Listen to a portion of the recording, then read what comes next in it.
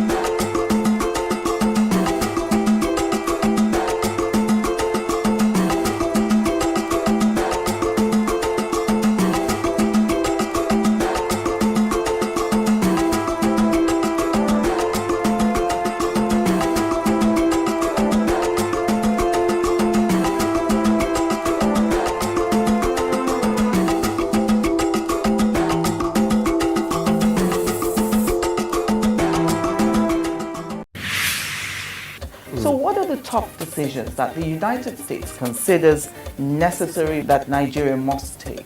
I like to think of my interactions as conversations, not interviews. And that's why I say asking questions is both an art and a science.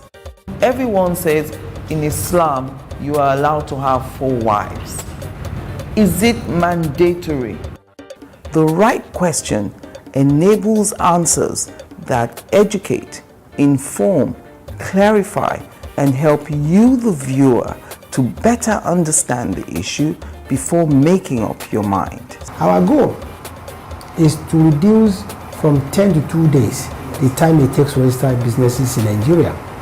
Join me every week on this station Plus TV Africa and gain exclusive access to my conversations. I'm Angela Ajetumobi.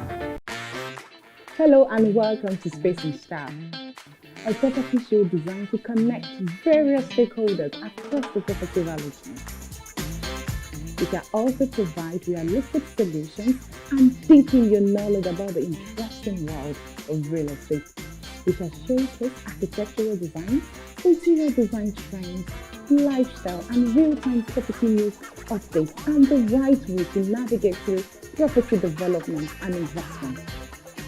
Join me every week on this channel as I take you through an exciting journey in the world of real estate. Space and Style, 6:30 p.m. on Saturdays and 5:30 p.m. on Wednesdays. Hey, what's up, guys? You're welcome to another edition of Plus Event, and I remain your host, Ifeoluwa Oshukeye. Your absence isn't an excuse anymore, as Plus Events is all you need, as we bring you the glitz, the glamour, and loads of fun. Oh, definitely. By no question. He's a living legend.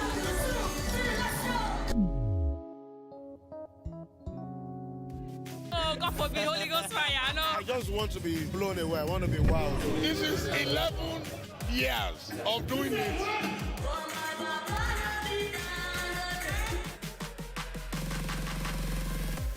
I'm surrounded by so much positivity. No, it's okay. Yo, what's up, my people? It's your boy Starboy Terry. You're watching Plus Event on Plus TV. Stay glued to Plus TV Africa every Saturday and Sunday, 4:30 p.m. West African time. Increase the reach of your events or business services. To advertise on Plus TV Africa, please call 0906 000 5719 or 0909 040 8408, or send an email to marketing@plustvafrica.com. Plus TV Africa. Big stories live here. In raising our kids, parents should stop playing God. The internet is actually using the people. But when you are looking for money to help other people, then it becomes easy. Don't rush into marriage. I always say this. You rush in, you rush out. Family is the bedrock of every society and the essence of life. On Today with John and Helen, we dig deep into family values in every sense of the word. Join us every Saturday at 9:15 a.m. on Plus TV Africa, DSTV channel 408. With you, we play a part in strengthening the values passed from generation to generation.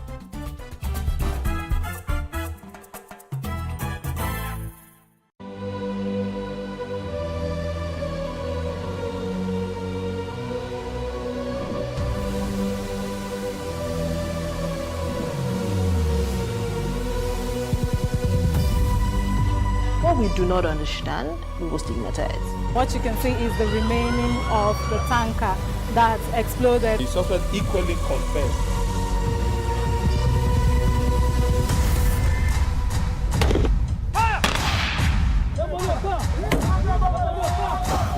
A 500 naira they collect them. If you no talk, then go beat you. Now 2,500 they pay.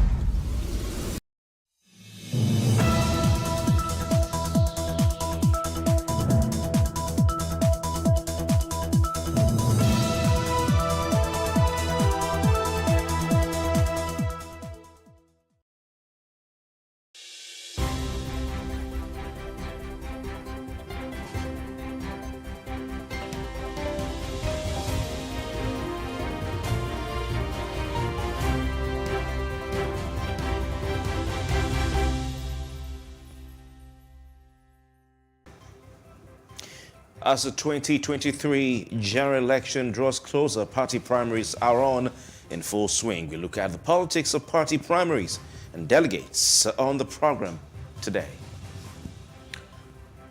Also on the breakfast, it was a day of intrigues and drama as the PDP held its governorship primaries yesterday. We'll take a look at what transpired and analyze the chances of the winners. And as usual, we have interesting and in-depth analysis of today's newspaper headlines and of the press.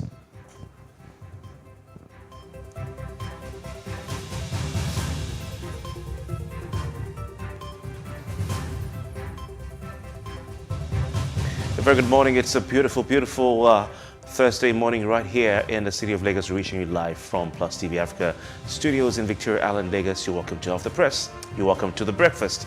My name is Kofi Bartels. And I am Messi Boko. Beautiful Thursday morning right here. And it's really great to be back on your screen. Messi, you're glowing. I mean, every day is just a new glow. A new glow, I don't know. You know how they used to say it now. You wash me, you won't wash me. Mercy, yesterday was quite a drama-filled day. Mm-hmm. You know, looking at the PDP primaries, it was, you know, information was coming out almost every hour. You know, that these people have had decamped, this one had, you know, pulled out of the race and all that. We'll spend some time to look at the governorship primaries of the PDP. Some interesting results. You know, some people pulled out of the race in some states, like Enugu State and Abia State, surprisingly. But the big one was Peter Obi pulling out of the People's Democratic Party altogether. I think we'll have time to look at that as we go on, and of course talk about it in depth right here. But that was really surprising to a lot of people. I saw the message first on WhatsApp and I ran to Twitter. The first thing that came to my mind was that, oh, you know, it's one of those fake news attempts that we see. You know, someone must have doctored it. Where did they even get the stamp of the PD? I said also something was totally unexpected, only to head to his Twitter account and see that as a first tweet on his Twitter handle. And I just said, okay, let's look at the comments. It was interesting to see, Mercy, that one of the comments or replies to Peter Obi's announcement was a young man who goes by the name Obong Ekpe. That's his Twitter handle, Obong_Ekpe, who is a member, from what it seems, of the PDP in Akwa Ibom State. He showed his PDP membership card. He showed the back, the outer part, took a picture of it, and showed the inner part, took a picture of it. We showed his face, showed his name, showed his membership of the PDP, and he'd been paying his registering or paying his whatever they pay. Fee. Yeah, since 2018 in his ward in Akwa Ibom State. And then after the third picture was a picture of the card torn to shreds. Torn to shreds. And he says, I've torn my PDP membership card. Peter Obi, wherever I go, I go. I can't be in a party that puts party interest ahead of national interest. It was interesting to see.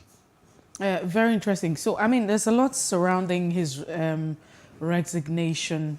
Yesterday, you could also say that the microblogging platform, if you look at the tweets that's been on top of the chat, has been that of Peter Obi's resignation, has been that of, you know, you would see the PDP, you would see a lot of tweets, and up until this moment, I mean, the reactions are still pouring in and all of that.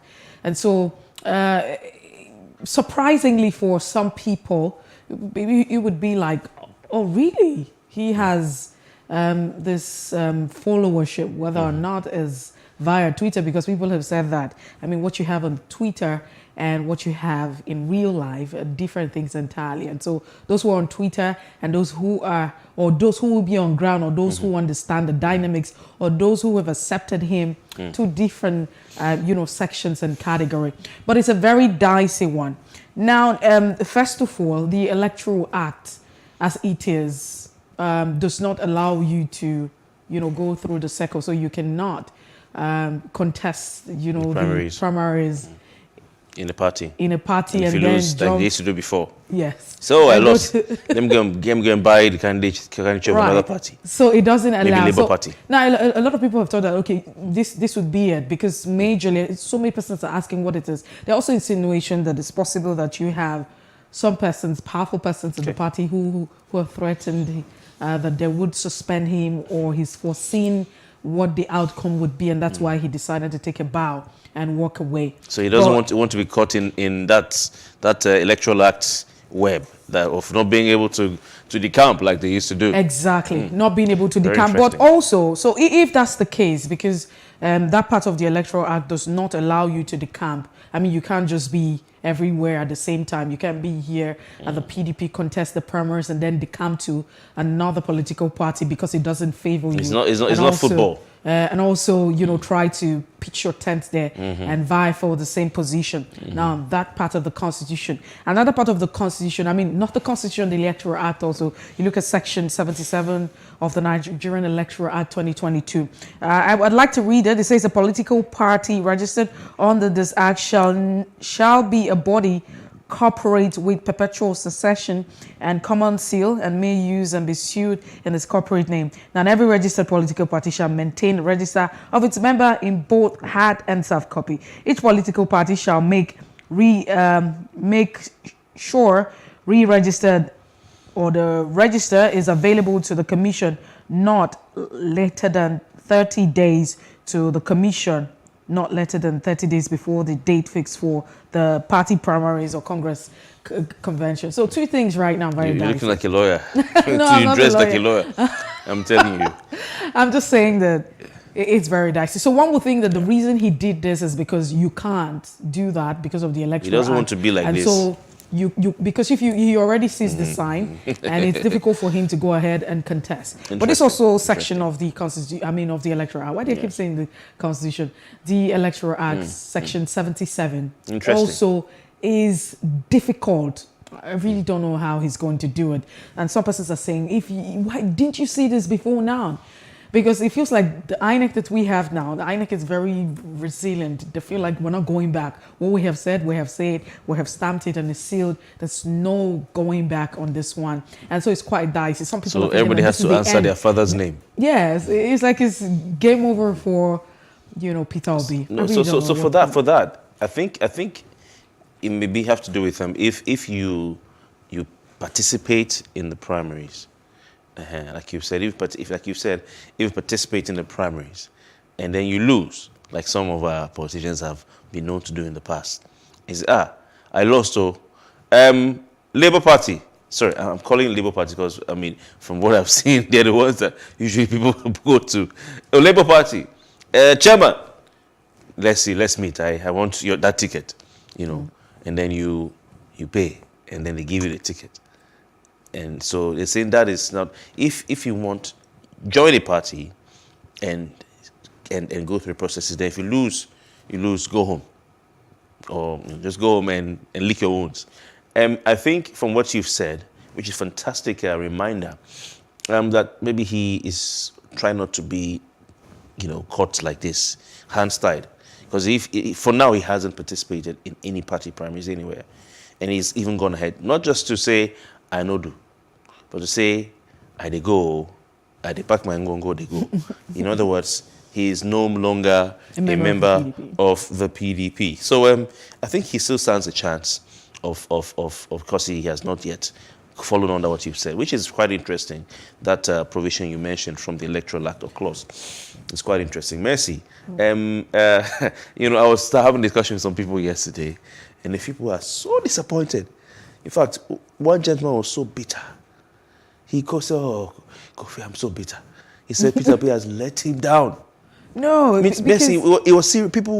Some people were bitter. You had the crowd who said we move with you, and so we had the remove crowd, and we had the crowd who felt let down. That they don't care where he's going to. As far as they're concerned, it's over for Peter Obi. You understand? And so this now brings in question whatever party he goes to, whether it's an NPP. He can't even go to any other party. I think he can. Why? Because I just told you about Section 77 of the Electoral Act 2022 that says that, at this point in time, what time are you going to have? Can you read it again? So what date are we today again? Today's the 26th. Yeah, the party primaries end on, the 26th. Yeah, on June 3. Yes. So June 3. Now, That's if you fine. look at this part of the Electoral Act, Section 77, it says that every registered political party shall maintain a register of its members with both hard and soft copy, and each political party shall make such register available to the Commission not later than 30 days. Not later than 30 days before the date fixed for the party primaries. Okay. And So INEC is saying that 30 days is now an issue. Exactly. Okay. So if you have, today is May 26th. June, today is 26, 27, 28, 29, 30th. Is it 31st? No. I'm not Are you sure his name is not on another party's register? It can't be. That would be. Are you sure? I don't know, but I mean there are people who are members of two parties. No, so because I've if you seen look at them, this particular clause, he just feels that you're too late. It's over for him. It's over for him. We don't know, but this is Nigeria. A lot of things can actually happen. Let's see what happens. Let's move on. We'll have some time to talk about it. Very interesting. So we have a police officer who has been calling on Nigerian medical providers or healthcare facilities, let's call it that, to treat gunshot victims without asking upfront for police report. You know, we all know that most times when a victim is taken to the hospital with a gunshot wound, GSW, he will be turned back because the hospital may be afraid, the staff may be afraid to treat him. They'll be afraid because of the police. Maybe if they come for investigation, they might be implicated. That fear is what causes them to say, oh, go and bring a police report before we can treat you. So the question is, when a victim is bleeding, what time does he have, or what time do his rescuers have to go to a police station and start applying for a police report? It doesn't make sense. So a superintendent of police, SP Benjamin Hundeyin is the public relations officer of the police in Lagos State. He's been tweeting, you know, he tweets quite a number of times, puts out some good content. It's interesting to see. He said that he's shocked to learn that a few doctors still request police report before treating gunshot victims. Yeah, he went on to say, kindly provide immediate medical attention as stipulated by the medical ethics, then notify the police accordingly. One of our core mandates remains the protection of life, is what he said. So here's a call for the health care practitioners to do the right thing. Doing the right thing. So it feels like you had the president re-echoing that he just had to echo that part of the Electoral Act, that those who were the Constitution or the law, let's even leave it at the law, saying that, oh, if you have an ambition, you have to resign. Those were political appointees, and that's what it is. So I also think that this is what the superintendent is doing. He's actually re-echoing what the Act has actually stated. Because if you look at the National Health Act of 2014, it states clearly, Part 3, Section 1. The National Health Act. Yes. Now, it talks about a healthcare provider, that if you're a healthcare worker or a health establishment, you shall not refuse a person's emergency medical treatment for any reason whatsoever, and there's a penalty for that, 100,000 fine or 6 months imprisonment for both. But the issue with us is that we have a lot of laws. If you talk about laws, regulations, and what have you, we're not very great at obeying and ensuring that all of this is implemented. And I'm also surprised that he's saying that he's surprised. Because I'm surprised at him being surprised at the fact that doctors are not treating. Because that's the norm. It's normal. Everybody knows He even said a few. He said a few. And we know it's not a few. I mean, so it's like, don't you leave this space? Let's understand what the gentleman, he's just trying to be diplomatic, you know, trying to be diplomatic. Right. But this is something that's been going on for a very long time. It's a practice that's been going on. A lot of persons know. I mean, everybody knows, as much as even almost the young suckling would definitely know that, you know, this is what it is, that if you have a case, and that's why most times you have people, whether it's whatever situation it is, you don't have people or these medical practitioners attending to them. I also remember a certain situation where a colleague actually died because of, you know, the issue of COVID. You remember what COVID was actually great and all of that. People did a lot of rejection. You have hospitals saying, oh, no, we cannot. And so it brings us back to the fact that as much as we constantly demand a change for our country, we can't blame President Muhammadu Buhari. We also have to do the needful. We have a role to play. Yes, indeed. Yes, indeed. All right, now we'll look at the last one. Mercy. All right, looking at the last conversation here, you have Apostle Chibuzor, who fulfills his promise to Deborah's family. And he talked about giving a mini flat. So he's made available a mini flat to the family and also the family of Deborah Yakubu, or Deborah Solomon. Yes. Okay, the victim of the Sokoto lynching, you know. And so prior to this incident, he had talked about it. He said that he was going to be there for them, and that's what he's done. The family of Deborah Yakubu, the young lady that was stoned to death and also burnt at the same time. Apostle Chibuzor fulfills his promise to Deborah's family by making available, you know, the car for them and also the property. This would actually go a long way in helping them, you know, have a better life. The reaction that has actually, come out from this is that people are applauding him and saying, hey, you are a man of God, you are real and you are true.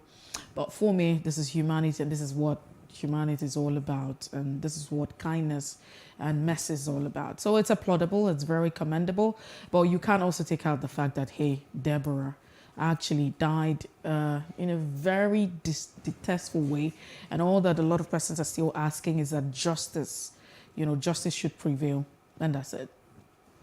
All right, there's been another shooting in the United States of America, this time in Uvalde, Texas. It's a latest in the series of mass shootings in the United States of America. The mass shootings in that country are well documented. Of course, famously, Barack Obama tried to introduce anti-gun laws, and the Republicans said, no, allow us keep our guns. Well, I hope that they're seeing what's happening, because they are sacrificing politics, are sacrificing business, or life rather, on the altar of politics and business, with the National Rifle Association, the NRA, lobbying and paying their way to ensure that more Americans buy more and more guns. They always talk about their amendments and their rights to own firearms and all that. And sometimes, these groups, they prop up people to go online and to go on TV, radio, and all that to talk. And, most of these rednecks, especially who are mostly Republicans, can't read between the lines. Most of them are the not so well-educated populace in America. They call them Yankee boys, and they always shout, yeehaw, yeehaw, because they're cowboys. They want to own their guns. And what Barack Obama was saying was simple. See, you need to have a mental check. There needs to be somebody that can certify that you are fit and proper to own a gun. There should be a history. You should not, anyone, not just anybody should be able to walk up and go to a gun store and buy a gun. I mean, you see gun shops in America on the street, just like you see ice cream shops, in fast food restaurants around here. So from what we hear in this latest mass shooting in Uvalde, Texas, in an elementary school, mercy, an elementary school. I mean, it's sad, really. 14 students were killed.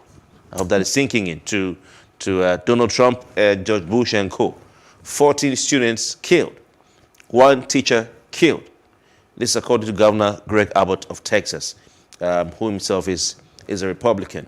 The suspect is said to be a local 18-year-old high school student. He's dead. So now we can make that 16 casualties so far. And the suspect is also said to have shot his grandmother. You can't tell me that someone like that was stable. Well, they say as you lay your bed, now so you go take lie on them. I hope that they are seeing what's happening. But yesterday, United States President Joe Biden gave a press briefing on that elementary school shooting at the White House. He said he has been briefed on that horrific news of the elementary school shooting in Texas, and we'll continue to get briefings as regularly as information becomes available. And he says that his prayers are with the families impacted by this awful event, and that he will speak some more as the days unfold.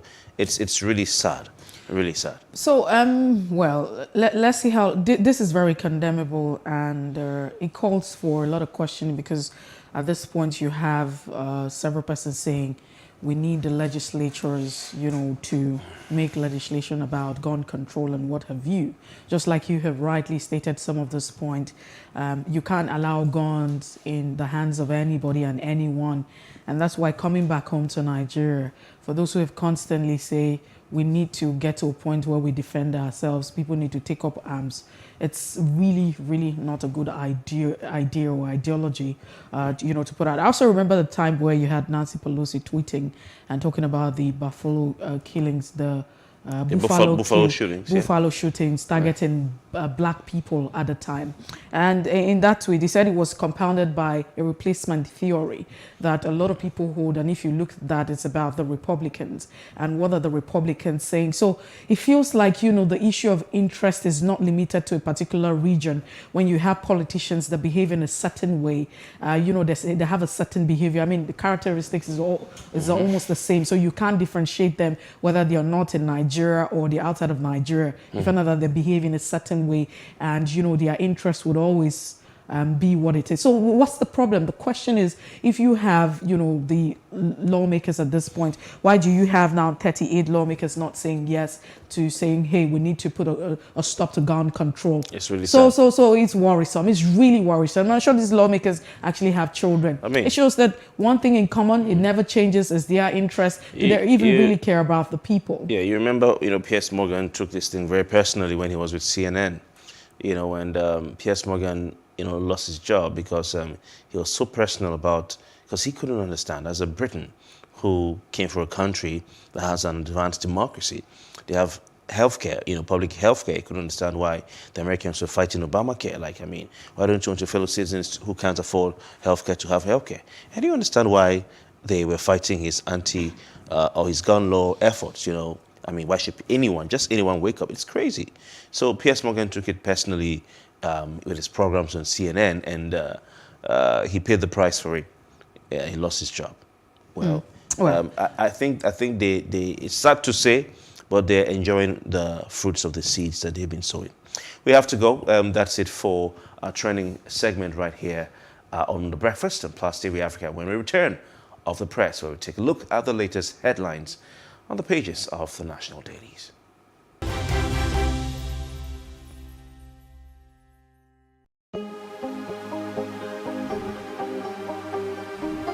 Is it for upcoming artists to blow in Nigeria?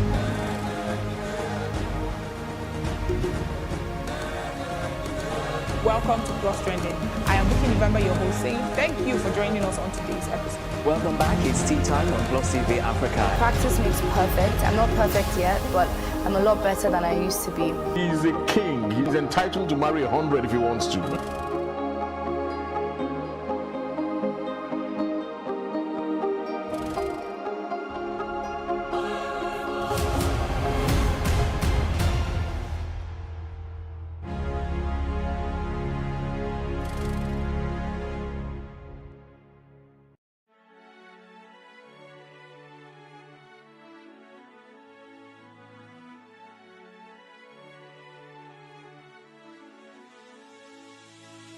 It is engagement we need to have. Those who suffer miscarriages are never taken into account. Members of the National Assembly are also influence peddlers.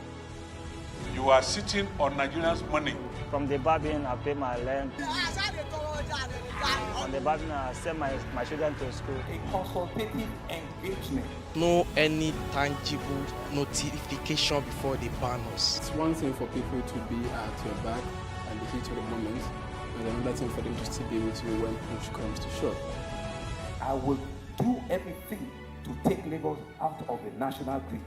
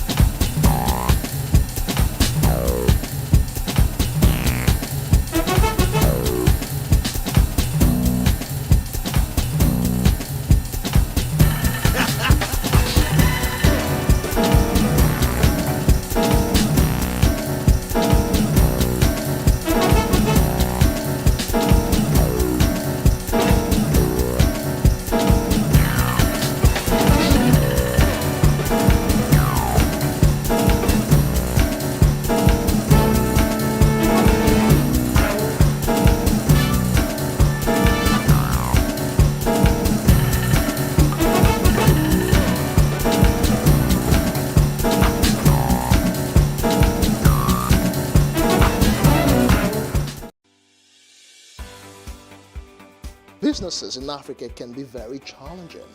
In Nigeria, it is particularly intimidating and successful builders have learned how to navigate a hostile environment to unlock opportunities. But one major challenge businesses face is how to filter through the noise and identify where their ideal customers exist. Get insight and practical steps from industry players and captains of industries. Hear success stories to help you make informed decisions as you scale your business in Nigeria. Watch Business Insights at this time on Plus TV Africa. Hey, what's up, guys? You're welcome to another edition of Plus Event, and I remain your host, Ifeoluwa Oshuke. Your absence isn't an excuse anymore, as Plus Event is all you need, as we bring you the glitz, the glamour, and loads of fun. Oh, definitely. Like, no question. He's a living legend.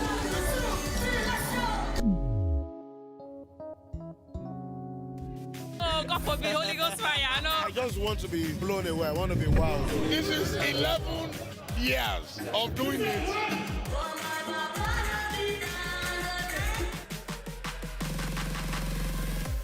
I'm surrounded by so much positivity. No, it's okay. Yo, what's up, my people? It's your boy Starboy Terry. You're watching Plus Event on Plus TV. Stay glued to Plus TV Africa every Saturday and Sunday, 4:30 p.m. West African time.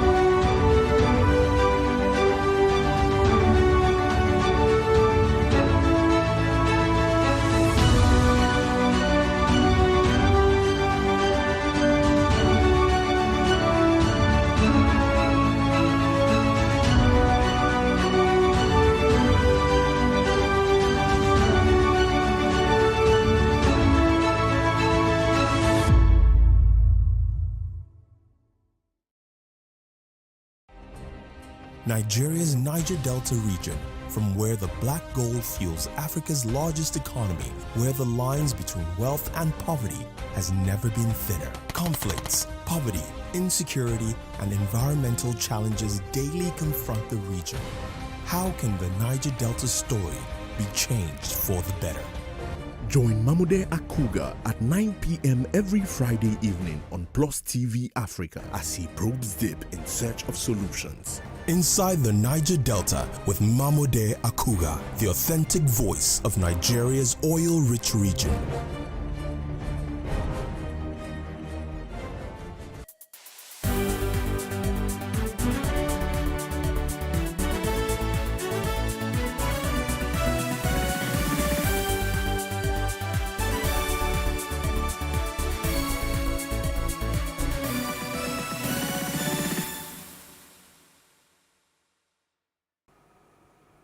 Welcome back to The Breakfast and Plus TV Africa. It's time for Off the Press. As always, we bring you up to speed with what's making the rounds on the front pages of our national dailies. Ezekiel Yai, a public affairs analyst, is on standby. He joins the conversation. Ezekiel, it's good to have you join us this beautiful Thursday morning. Good morning. Always a pleasure to be with you. Thanks for having me. All right, then let's start off with the Leadership newspaper. Looking at the front page, it would be, the point of call for us. Looking at the front stories this morning, or caption, however you like to put it. The bold caption here talks about, amid protests, withdrawal, PDP picks governorship candidates, and APC aspirant face delegates today. That's boldly written on the Leadership this morning. Underneath, you have Finteri Makinde gets PDP re-election ticket, and Kashima Uba. You also have Kafas Yaman Lamido's son secure governorship ticket as first-timers. Niger state shifts exercise and plateau awaits result. I mean, the riders you have this morning underneath the bold headline for the Leadership. Train attack victims rescue our loved ones. Family beg President Muhammadu Buhari. In 2023, exchange of money worrisome. Yakubu Jaga is quoted to say, exchange of money worrisome. 2023, Yakubu and Jaga quoted on that. You also find 32 youths killed by terrorists are not farmers, says the Borno government. Obi Ekweremadu Abaribe dump PDP, withdraw from presidential and governorship race. But in all of this, you have Peter Obi topping the chart. I mean, it's generated a lot of conversations in different spaces yesterday up until this morning. Now you have presidency once against retaliation. Soludo wants justice for slain mother and 4 kids. Just before we move away from the Leadership, ban on Okada has come to stay in Lagos. The governor is quoted to say, Sanwo-Olu. That's it this morning on the Leadership newspaper. But we just move away quickly from the Leadership and let's take a look at the Punch newspaper. On the Punch, shockers Peter Obi dumps PDP. Protest mayor governor's primaries. This is what you find. Obi Kwankwaso talk collision. But you have the section of the Electoral Act that might just be a question, for his move or ambition, however you want to put it. A Niger primary shifted. Youth stone Ishaku's convoy. Gunshot at Adebutu. Lawal's supporters clash. Disrupt Ogun PDP primaries. Opponents kick as Makinde wins. Ekweremadu Abaribe, others withdraw. The riders you find underneath the bold caption on the Punch this morning. Buhari's men wooing Jonathan to join APC. Associates is quoted. Naira devaluation, insecurity drive Nigerians with import to 1.3 trillion naira. That's very interesting. Emefiele's withdrawal on Buhari's order, says source. Presidential bid. Emefiele's withdrawal on Buhari's order, says source. Apparently, he wouldn't withdraw if the president didn't, make that statement. More like re-echoing what is. Stella Odua absconded, did not complete national service. That's the NYSC quoted on all of that. And food price recorded 42% surge in 12 months, according to a report from the NBS. And you also have cash-strapped banks borrow 338 billion naira in 1 month. Away from that, rescue train passengers before terrorists kill them. Families beg President Muhammadu Buhari, and you will find why consensus may not work for presidential primaries. The APC chairman is quoted to say. Soludo declares curfew, children killed by gunmen buried. Very sad. I mean, it's lots happening in the world, if you ask me. We took oath over OAU students' death. Wow. You have the hotel receptionist quoted to say, family cries out as EFCC fails to interrogate Okorocha 24 hours after. Well, these are the stories you find this morning on the Punch newspaper. But we'll just run quickly to check out the Daily Independent. Accusation of hijack greets PDP governorship primaries. Abaribe, Ekwere Madu, Luke Albert.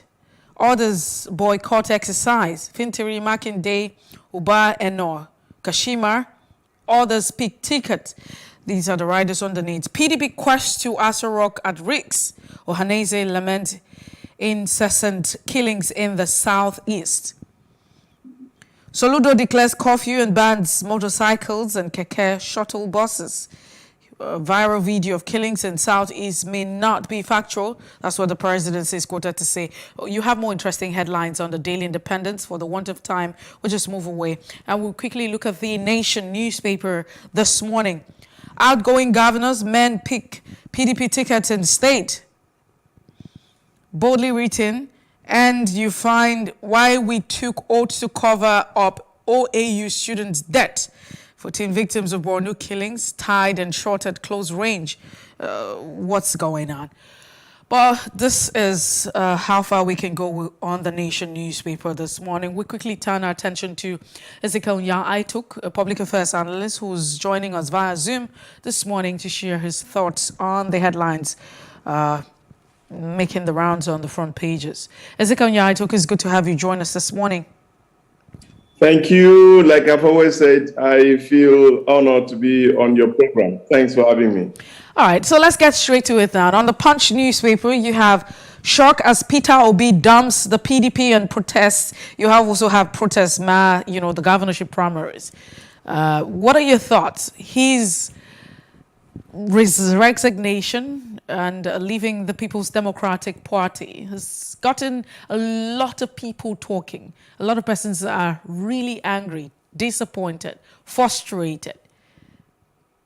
What do you make of this? I'm actually on a rather sober mode this morning because I don't know to what extent we're able to draw the line between politics and governance. And I don't know to what extent we have been able to see the end of these stories at the end of the day.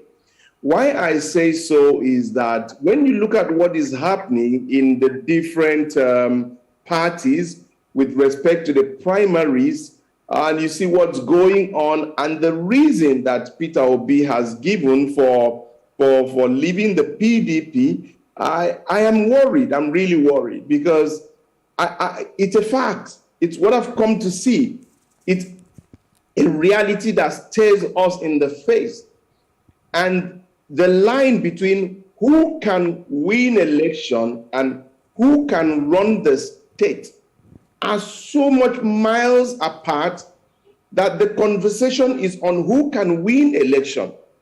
But we fail to realize that that's not the essence. To what extent do we come to let people know that the primary objective of all we are trying to do now is how we can steer the ship of state in such a way that we exit from that ignoble, tag of the poverty capital of the world with all it prognosticates. Poverty, hardship, death, pain. We are not able to draw the line between the two. And it bothers me. It really bothers me. The conversation today is on who can win, who has the war chest. And incidentally, not long ago, some two days back to be specific, one of the parties, which is the party I belong, the ADC, actually did something that is unprecedented. They took 2 hours on national network, and Plus TV was one of those that was there. And they put across the 12 people that want to be, president on the party ticket. And they say, talk to Nigerians. Let Nigerians hear you. Let Nigerians feel you. They took 2 hours of live coverage for all of them to talk to Nigerians, to make a pitch to Nigerians before ever the primaries. This is saying We need, when we arrive at who the candidate of the party should be, Nigerians should be able to say, yes, I can relate to that. I heard him. I listened to him. That made sense. Secondly, those that had the money to make themselves known did not have an unfair advantage over those that could probably have something to say but did not have the money to display. So the party gave them that platform where they talk to the whole world on who they are, what they want to do. And I think that the media, I come back again, we need to start to reorientate the minds of Nigerians on what to look out for. All this issue of rushing to collect money, we are mortgaging our future. And to what extent do they know this? And it bothers me. I really want to, I thank Plus TV for creating a platform like this where we can discuss these issues. But I think that the conversation needs to go further on who has the capacity, the competencies.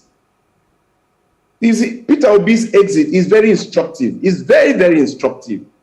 The man has money. He does have money. He's been a billionaire all his for as long as I can remember him. But he says, look, let's not play this money game. It's an evil wind that will blow no one no good. Let us start to profile people on what they have between their ears and not the often all ill-gotten wealth. He can even explain his wealth, But a lot of these people throwing money around, some of them probably lived next door to Ezekiel about 10 years ago, and you know who they were. Ezekiel Yaituk, are you saying that Peter Obi suddenly woke up and decided that, he doesn't want to become part of all of this that's going on? Is that what you're saying? That he woke up and realized that, there was no need to be part of this entire process? Like he rightly mentioned, I mean, there would be another route or, way to go about being part of the democracy and contributing to nation building. Are you saying that he just woke up and all of a sudden realized that, no, I'm in the wrong boat, I took a wrong decision? Is that what you're saying? You see, there's been conversations going on for over 2 years. I've been in the middle of all these things. I said something, and you see, maybe my father saw something when he gave me the name Ezekiel. I said something, and if we go back to play some of the very old tapes I said, there is a change coming, but it's slow in coming, but it's definite. It's going to hit the mark right on time. The first thing that happened, I'll tell you this, was Kwankwaso left PDP. There was a statement. He said, we're very good friends. As a matter of fact, on my birthday, he actually came and spent 3 days with me in Uyo. We sat down, we discussed and everything. And, these people are politically, very, very savvy. They read the pendulum much better and faster than many people. As long as I am in PDP, my capacity will not be appreciated. And I can be treated anyhow, any day, anytime. So I'm going to step out. He did that. Now, my brother, Peter Obi, who happens to be a friend as well, he's been looking, talking, discussing, negotiating, making himself known to Nigerians. And he knew he had an option, and he was just waiting for the fullness of time, but hoping that PDP will, over this period, wake up and smell the coffee, that they will realize what had happened to them when they lost in 2015. They would realize what the dynamics were and will come off that impunity of we can, it doesn't matter. It matters. 5 governors left you, you said it doesn't matter. It matters. So when he was going and talking, he used the platform to make himself known to Nigerians. And Nigerians really kind of went with him. And he drove it to the last point. Somebody says you can bend the law, but just don't break it. He got it to the last point. And today, I can tell you that he has bent the law without breaking it. He's going to be a very powerful force somewhere else. It's going to be. But how can this thing be, Ezekiel? The APC, before APC, there is the Electoral Act that has been signed. We can see what is happening. I told Nigerians, if you know you are popular, you are loved by your people, go and pick a form and contest. And many people are going to say, oh Lord, I wish I'd listened to Ezekiel. Why do you think I would go and pick a form to contest in Akwa Ibom State? If you know what's going on in Akwa Ibom, many people were feeling sorry for me. But all of a sudden, they're starting to give me a call. Ezekiel, your party may not have a candidate in APC and in PDP, and they'll just leave the field for you like that. And I said, no, it's not like that. So there's still 6 to 8 months of campaigning. Issues are going to come up. That is where there's going to be proper alignment and realignment for the election. And Nigeria will not be the same. We're going to have proper candidates. We're going to have proper people who are going to mind. Ezekiel, let's quickly look at this one now. You have mentioned the fact that, he did what he had to do. He put himself out there, get the popularity, and of course, he has, the chances. I really don't know. But what would you say about the section of the Electoral Act, Section 77? Of the Electoral Act 2022. It talks about that. It talks about the political party making available the register to the commission not later than 30 days before the date fixed for the party primaries. And so let's stay with INEC, the umpire, saddled with the responsibility of, conducting elections in the country. And so they have rightly stated that June the 3rd or the 4th, if I'm not mistaken, is the actual date. Today, we're talking about, the 26th day in the month of May. And so how many more days? Is he a member of any other political party? Is his name on the register? How can these things be? It's the next question. It feels like he made a great move, a decision, by moving away because he can't have his hand tied by the Electoral Act. But also, on the other hand, Section 77 might just hold him accountable. I'll tell you, politicians are sharper than we know. I'm a BOT member of ADC, African Democratic Congress. And in our party, we made it clear to INEC that our membership registration is continuous. We told INEC that. And you can't stop us from registering our members. We told them that the registration of our members is continuous up to election day. So we keep updating. As of today, this is what we have. So now INEC has not said that that is a cutoff. No. He has said, let us have who your members are. And virtually all the parties have complied. We have complied. But we made a provision that our registration is continuous up to election day. So we can stop people from coming to be our members. So if today Peter Obi comes to ADC, he'll be properly accommodated because there is a provision that says we are continuing the registration of our members up to election day. So that is not a problem at all as far as he's concerned. The second thing is this. Go ahead. Yes, go on. No, I allow you to go ahead because we might not end this now. Go ahead. Okay. INEC has certain responsibilities. But those responsibilities, look, there's going to be a shocker. I'm afraid if K is not taken, the decision is going to go to the court in a lot of ways. Because in Akwa Ibom State, for instance, that where I belong, we are ready for those who want to throw money on the people against throwing ideas and competencies. We have set up a team that is going to do the most extensive forensic analysis of the spendings of the parties. To start with, we don't even have the 5 billion, to put down. So our own no be problem at all. But those who are boasting that they have 50 billion to put down, we are waiting. We are going to comb, and we have people in their camps. We have people everywhere. And we are waiting for them because it is enough. You can no longer use the resources of the people to frustrate the people. It's not going to happen again. So we have set up, we have done a kind of the most extensive, I may be letting the cat out of the bag, but it doesn't matter. I don't care, because you can only smell the perfume. You can't see it. And that's they say the feet of the avenging deity, they are shot with wool. You don't see it coming. So we are ready for them. We're going to help INEC. And INEC has put certain limits and we are going to prove to the court Ezekiel, yeah, penalized. So I was thinking that very, very closely in Akwa Ibom to start with. That's why I can talk with all my eyes, open, wide open. So Ezekiel, yeah, I was going to think that, I was thinking that we should let this slide, but on the other hand, I think that we should let's share your thoughts on this and let's look at it, in a very logic manner, look at what the law says. Now, it's very okay for you to say that your party has stated what, the process is for INEC. And we're talking about the Electoral Act here. And as much as, a party would say it's okay for you to, registration is a continuous process. And so even a day before the primaries or a day before the election proper, anyone can become a member of the party and it's not a problem.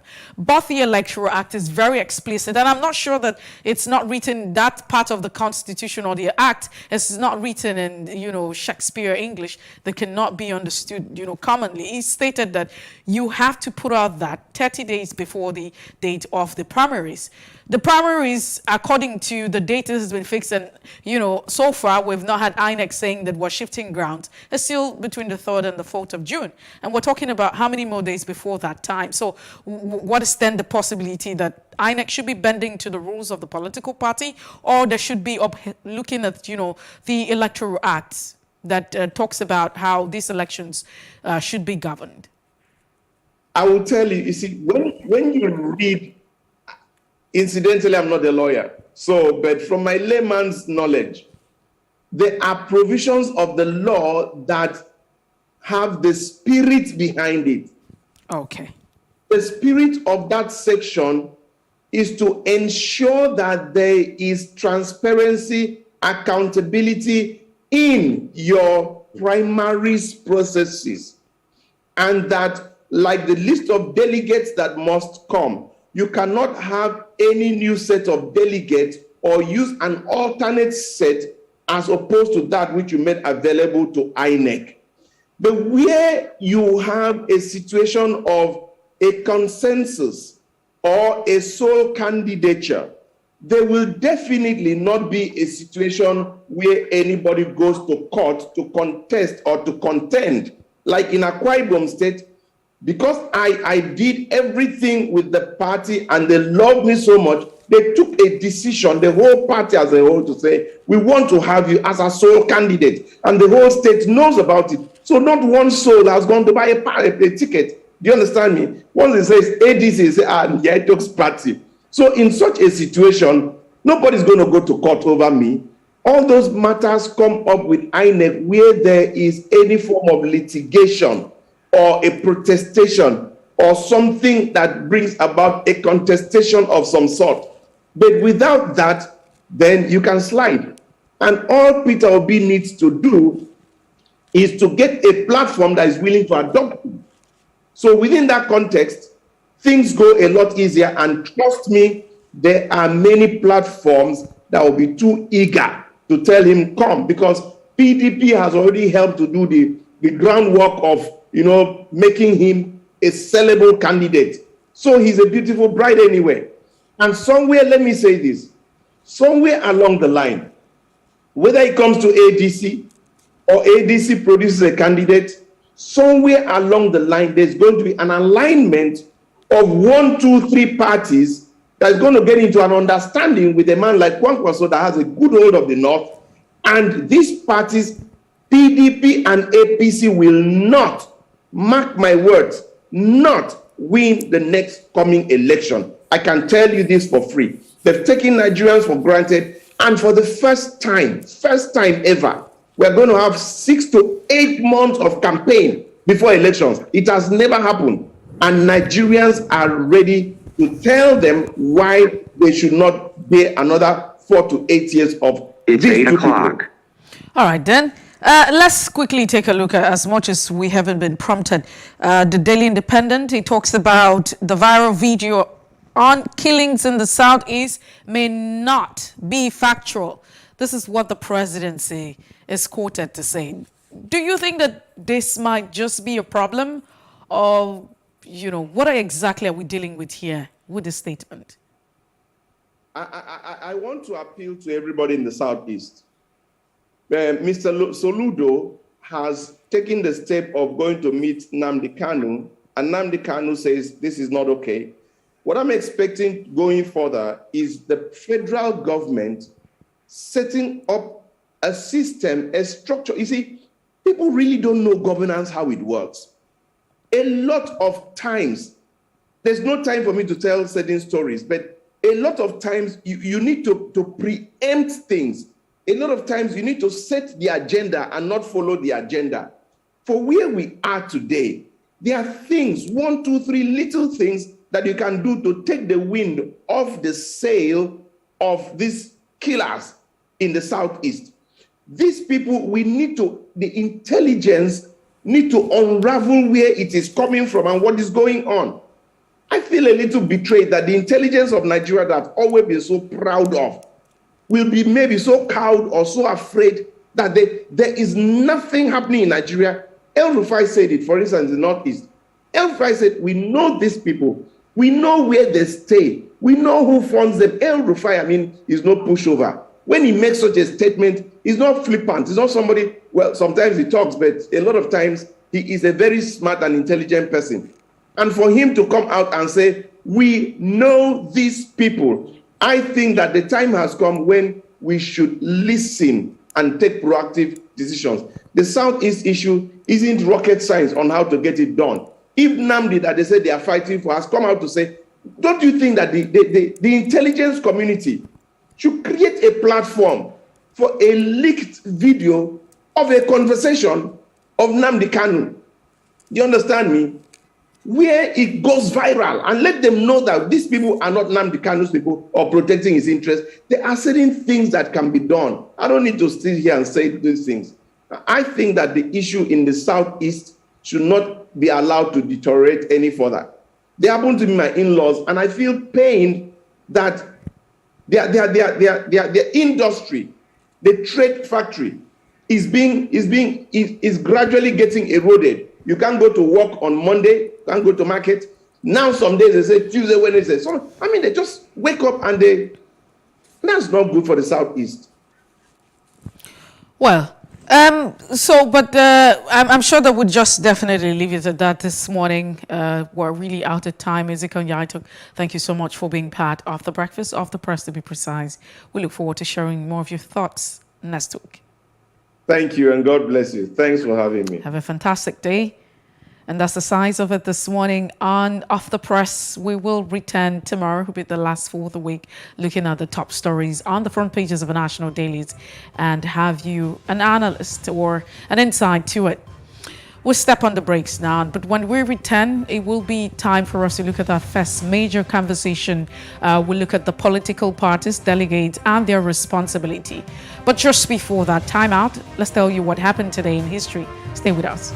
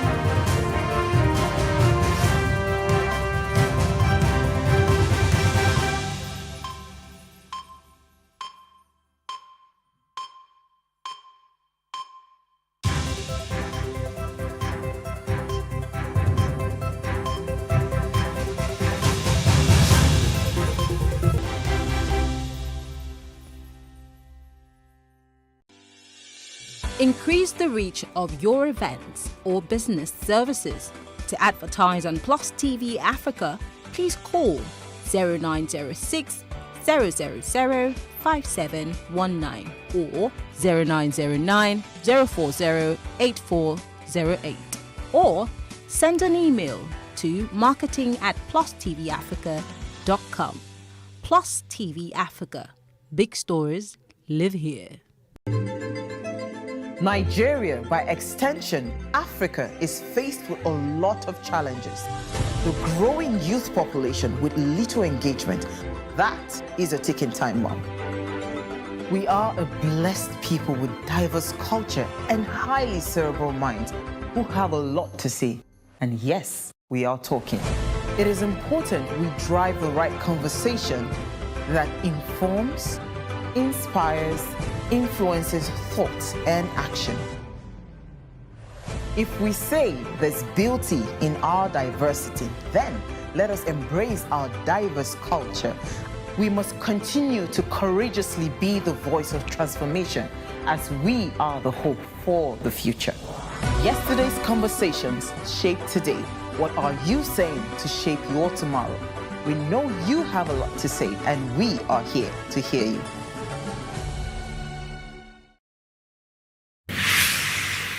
So what are the top decisions that the United States considers necessary that Nigeria must take? I like to think of my interactions as conversations, not interviews. And that's why I say asking questions is both an art and a science. Everyone says in Islam you are allowed to have 4 wives. Is it mandatory? The right question enables answers that educate, inform, clarify, and help you, the viewer, to better understand the issue before making up your mind. Our goal is to reduce from 10 to 2 days the time it takes to register businesses in Nigeria. Join me every week on this station, Plus TV Africa, and gain exclusive access to my conversations. I'm Angela Ajetumobi.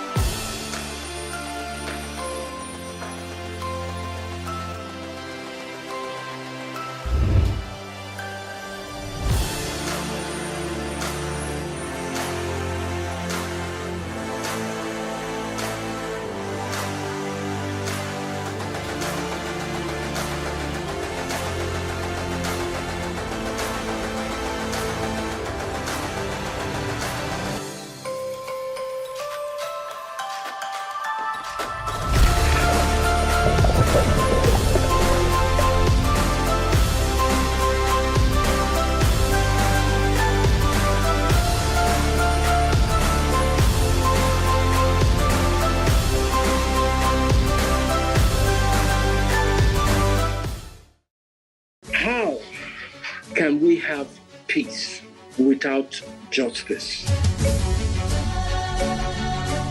Plus Politics.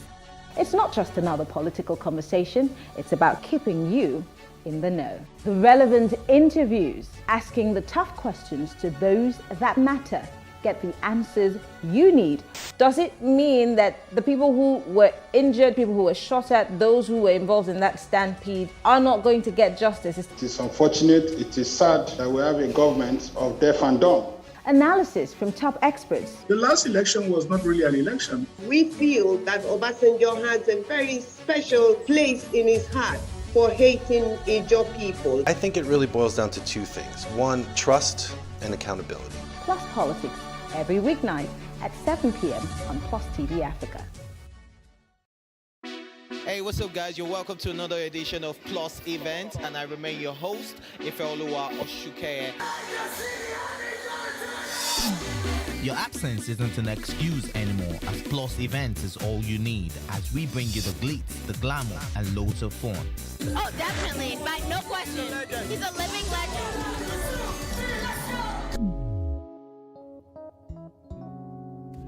Oh, God forbid, Holy Ghost fire, no. I just want to be blown away. I want to be wild. This is 11 years of doing it.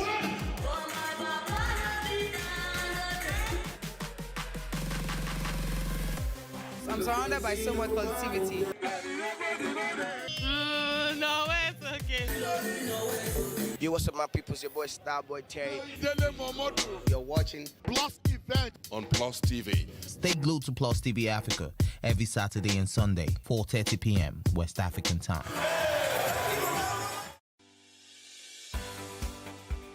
Businesses in Africa can be very challenging.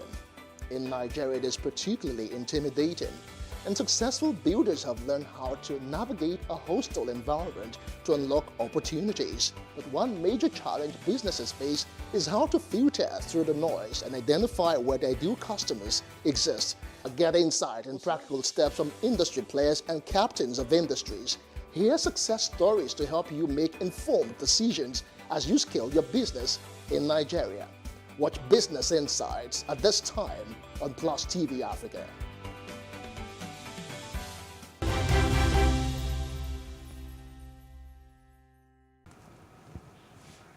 Welcome back. You're still watching The Breakfast on Plus TV Africa.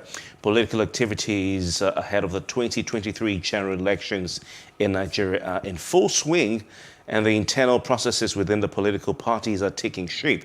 Ward and local government congresses, as well as the national convention, were held by the two leading political parties, setting the stage for the party primaries in accordance with the schedule of the election released by the Independent National Electoral Commission. And this is despite calls for more time by the Inter-Party Advisory Committee.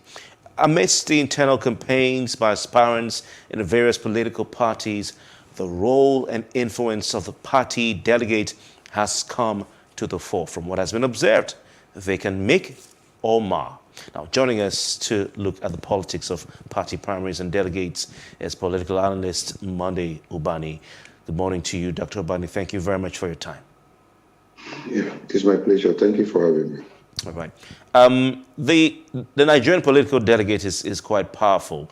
Some have said that we need to have a reform of the way we run our politics, a sort of new day, and a change in the political system in the country. Now, what are your thoughts on this aspiration vis-a-vis the political culture in our leading political parties today?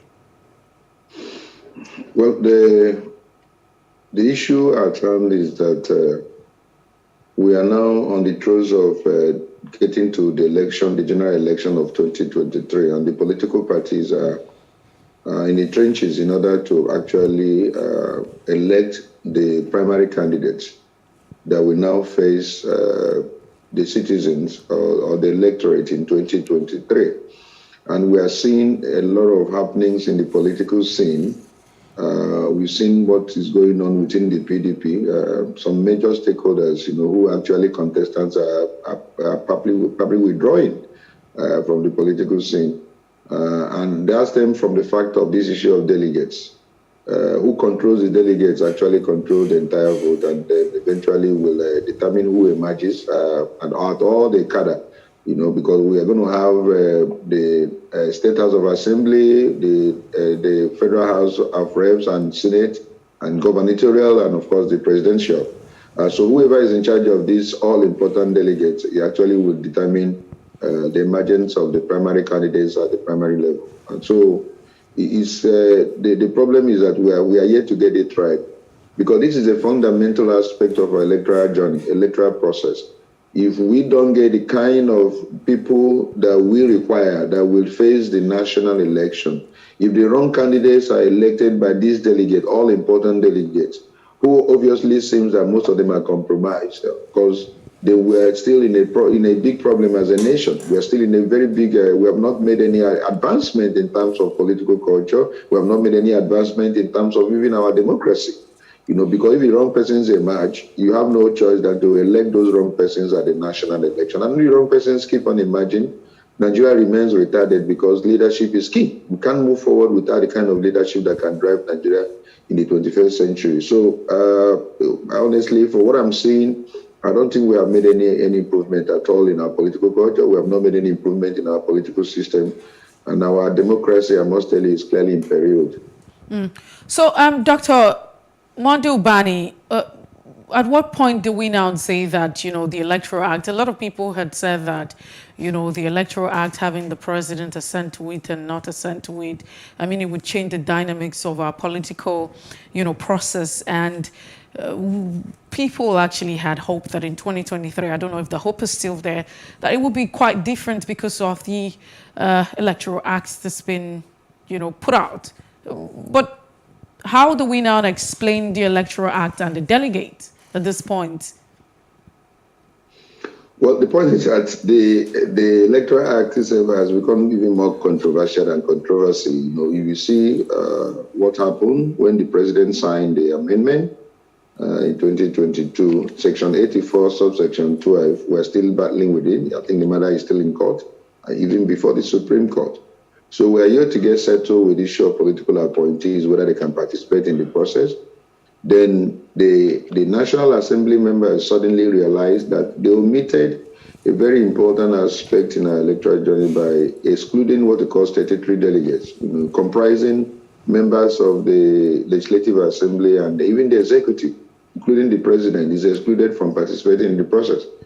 So they made that amendment and I sent it to the president for an assent. And up to now, the president has not actually assented. And the reasons he has given, they appear genuine anyway, but at the same time, is really causing a lot of confusion. What he's trying to say, with the present situation where you have only three delegates, I think, from each local government, 3 ad hoc delegates from each local government, and you have this kind of money that is being spent. The money that is being spent is so much because people are giving so much money to these delegates, in order for them to emerge. And then you now add statutory delegates to the list. It then means that billions and billions will be spent by prospective candidates for them to actually emerge. And that again will really, turn the political scene into trading, into buying and selling. And so he has withheld assent on that because he didn't want more of economic problem for those who are contesting. That is the reason why he has, according to me, has not assented to that particular decision. But what we're seeing with the delegates, even the current the ad hoc delegates, all of them are being given. In fact, I heard that yesterday I was coming back from Abuja. One of those who are in the inner circle of one of the main major contender for the presidency told me that another candidate is packaging $10,000 for each ad hoc delegate, $10,000. And I think his own candidate is trying to arrange maybe $20,000, double that amount of money. Of course, you are aware of the son of Namadi Sambo, who has asked for a refund of 2 million naira he paid each to delegates, and then they failed to vote for him. So it has become a big commerce. It's become a big, in fact, what is going on now is trading. And almost all these delegates that are, all these candidates that are consulting, In every state they consult with these delegates, they must give them money. They must also package money. In fact, one of the candidates, he said not to be giving money, and then they told somebody that the man is not serious. I don't know whether he's really contesting. He's one of the presidential candidates, and somebody is saying that nobody has seen his money among the delegates. So we are now in the era of trading, and that again imperils the entire process. The entire process is clearly in danger. If delegates are demanding outrightly money before they can actually vote, and that issue of competence is out of the question. Issue of those who can rescue Nigeria is out of the question. What matters now is that you have more money, you're eventually going to emerge as a candidate. And when you begin to have these money bags who have no bread, who come to govern the country and govern the state, we're in trouble. We're in trouble already. My take is that the entire system is already in peril.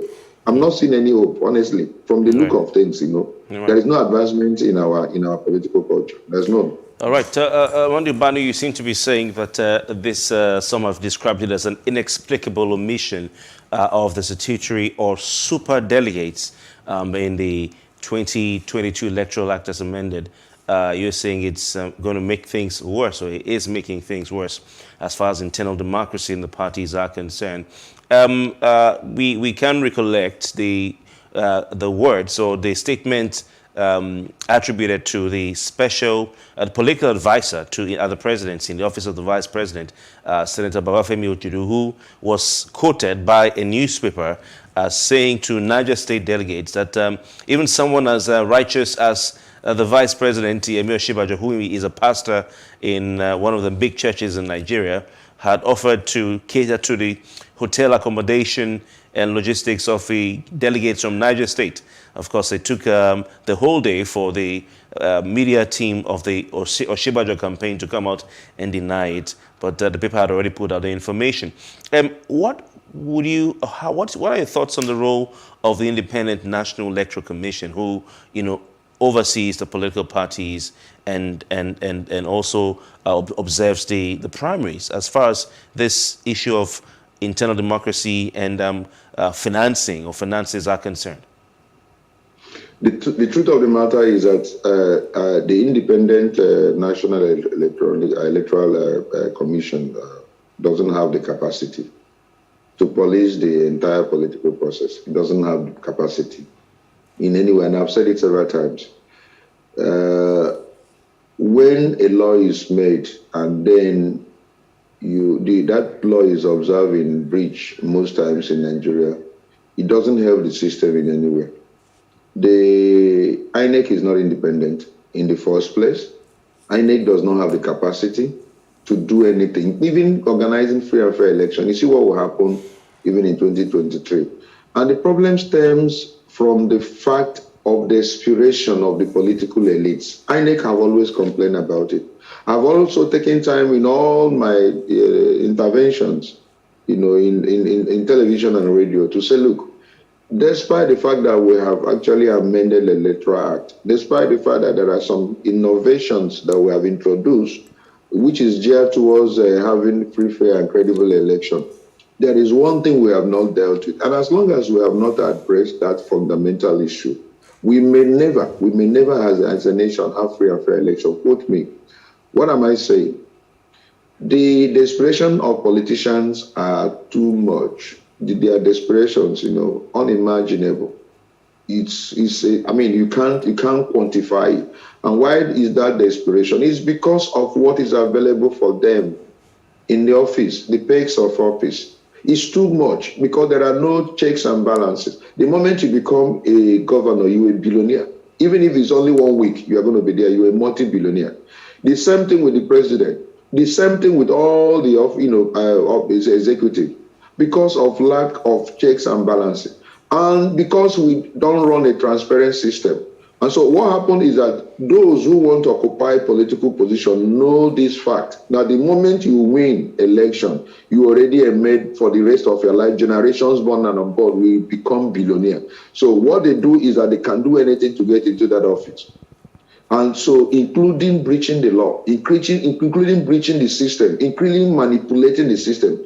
Even as much as we have had this electronic, we're going to have what you call electronic transmission of result. I can assure you that electronic transmission of result will be interrupted. They're going to mess it up. You see what will happen during the election of 2023. Why? Because of the desperation of politicians. So as long as we have not addressed the issue of perks of office, what people, are entitled to when they get into office, there is no proper definition. A governor comes in, he can put all his relation in all the 4-star, 5-star hotel at the expense of the state. Nobody queries, nobody, approves that budget. He does whatever he does with the finance of the this. Here, the accountant general of River State now being wanted for squandering 400 and something billion naira. You hear of accountant general of the federation that is accused of taking out of the system 80 billion without the system shaking, without the system noticing it. Without the system, you can't take $5,000 out of the economy of America, or 3,000 pounds out of the economy of Britain by the Prime Minister or by the President of America without the system noticing it and raising an alarm. But here, billions can be taken out without the system noticing it. So it is this inefficiency in checks and balances, that makes politicians to be so desperate. So INEC does not have the capacity to control how much, is going to be spent, despite the fact there has been a specific amount put in the electoral act. A candidate will spend. INEC does not have the capacity. INEC does not even have the capacity to organize free and fair election, credible election in the first place, let alone now monitoring the issue of finances of candidates. So that inability of INEC, due to the fact that desperations of politicians are so much now, has rendered the entire thing comatose.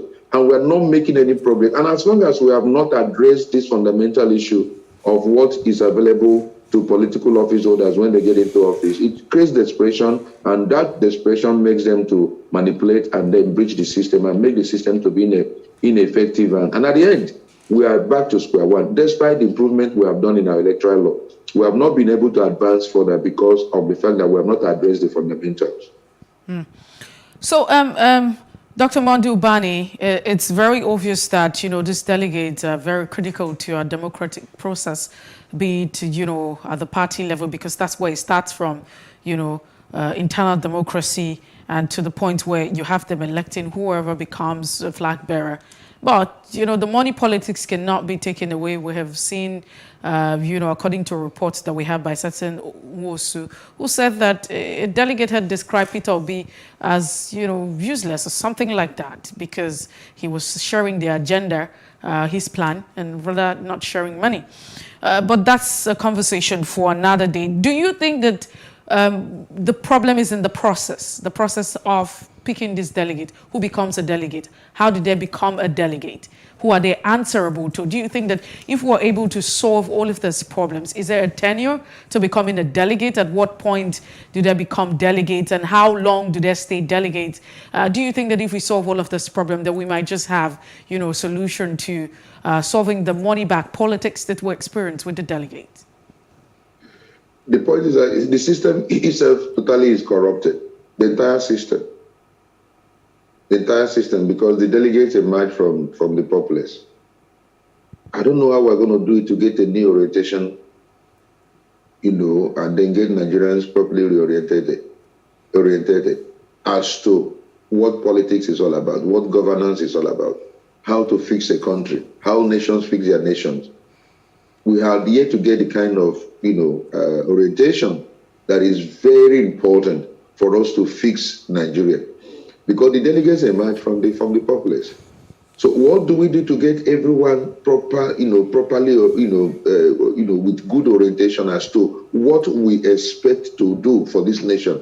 That the nation is dying, and that nation is dying because of bad leadership. And the moment we don't get it right at the primary level, in the emergence of those who will contest the general election, then we end up choosing the wrong people too, because there is the wrong persons that have emerged at the primary level, the wrong delegates emerge, the wrong primary candidates emerge, then at the national election, the wrong people emerge, and then there's no way we cannot move. So there is this lack of patriotism all over. Imagine what you have just said. A candidate described the P2B as useless because he is showing agenda. He is showing what he can do to rescue Nigeria, but he's not showing money. So you can imagine the mentality. You can imagine how low we have gone as a nation. And don't be surprised that the person who made that statement may be a graduate, maybe somebody well educated. But the system is so corrupt The system is so corrupted that it is only money that is the language, even for those who are educated, even for those who are comfortable, that all these super delegates are, angling to be part of the entire process. They're all looking for money too. Don't be surprised that if the president signs the bill, even senators will be asking for, of course, the stake will be higher. You can't go and give 200,000 naira or 250 to a senator. You'll be talking about $10,000, $20,000 for them, each delegate. So the stakes will be higher, and that may be the reason why the president refused to accept, in order not to increase the burden of candidates. So I'm saying that we're in a very big. I don't know how we're going to get out of this problem. I don't even have the solution myself. But Dr. Bani, you have Dr. Bani, you have the effects of office. That the effects of office actually increase the desperation, and that is the truth. The moment we don't deal with what these guys are entitled to when they get into office, imagine governors when they come in, they take up to 1.something billion out of the system on the ground of what we call security vote, and the system does not change. The system does not cry. Dr. Bani, you have to give us a solution. 1.something billion. Can you hear me, sir? Yeah, we need solutions, sir. Are you saying that it's a hopeless situation for Nigeria, especially ahead of the 2023 elections? That Nigerians can do nothing, and we are just going to be at the mercy of delegates and the kind of political system that you are talking about. Is it a hopeless situation for? There must be a new spirit, and I need to see that spirit. The spirit of SARS, the SARS people that came out and say enough of this nonsense that is going on in the system. We must stop police brutality, and they were ready to shut down the country. The kind of spirit of that particular fuel crisis under Jonathan regime, where people gathered at Ojota and say enough of what is going on in the country, and that's the kind of spirit. Where that spirit comes around, and then God allowed that spirit to dwell in every Nigerian, and Nigerians now begin to look out for the best, and not where anyone comes from. The kind of spirit that made Soludo to emerge in Anambra State. That is the kind of spirit all of us should be looking at for now in the country, where somebody now says, no, we cannot continue like this. Looking at the presidential candidate, this is the man that can rescue Nigeria, and we're going for him. Even if he goes and joins a small political party that have no structure, all Nigerians will queue up in that political party and say, this is the person that can change Nigeria. It is only that kind of a spirit that can change Nigeria.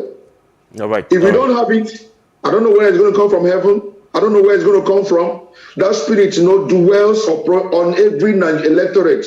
And they say enough is enough. We cannot continue with the kind of bad leadership that have held this country hostage. We must now change if it's a cause, we are ready to break that cause. Thank you very much. I don't know when that spirit will come. The spirit of NSAS.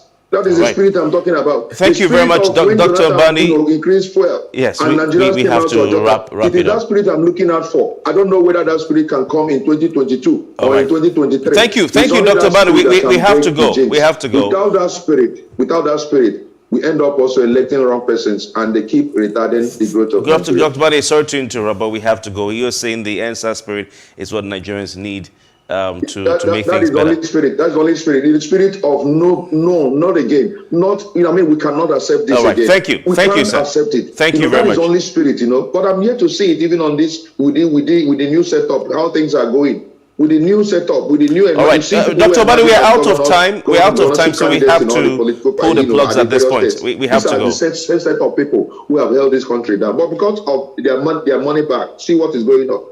They are, I'm not seeing any hope. Thank you, sir. We have to go. I don't know if you can hear me, sir, but we have to pull the plugs at this point. Upon electorate and Nigeria.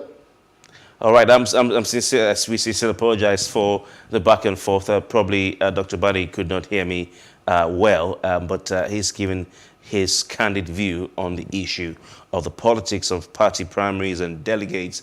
He says that Nigerians need to re-invoke the NSAS spirit. Dr. Mono Bani is a political analyst. We appreciate your time. Thank you for having me. Good morning. Thank you very much.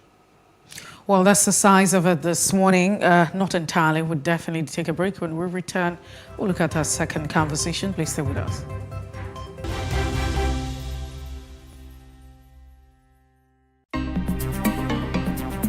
Life can be fun and rewarding, but it also comes with some risk. As in business, you win some, you lose some. And And that's why you need to be wise in the choices you make. It's like placing a bet. Again, you need to be wise. Wise in choosing an innovative platform with the highest market options and highest odds ever. That's why Winners Golden Bet, the leader in online, in-shop, virtual, and live sports betting, gives you enhanced platforms that offer you the best chances of winning. For betting on live soccer matches, live dog races, and virtual games. Winners Golden Bet is your best bet. Instant payment of winnings guaranteed. Play online or in any of our numerous shops nearest to you. Hey guys, be wise. Play on Winners Golden Bet. Winners Golden Bet, the wise choice.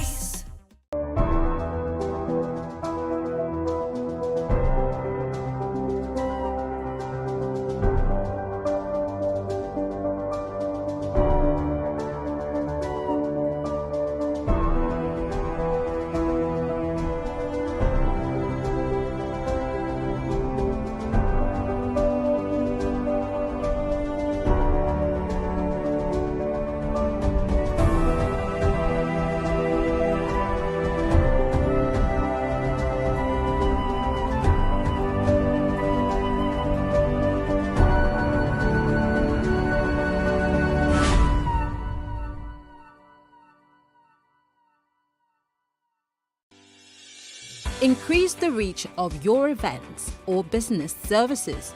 To advertise on Plus TV Africa, please call 0906 000 5719 or 0909 040 8408 or send an email to marketing@plustvafrica.com.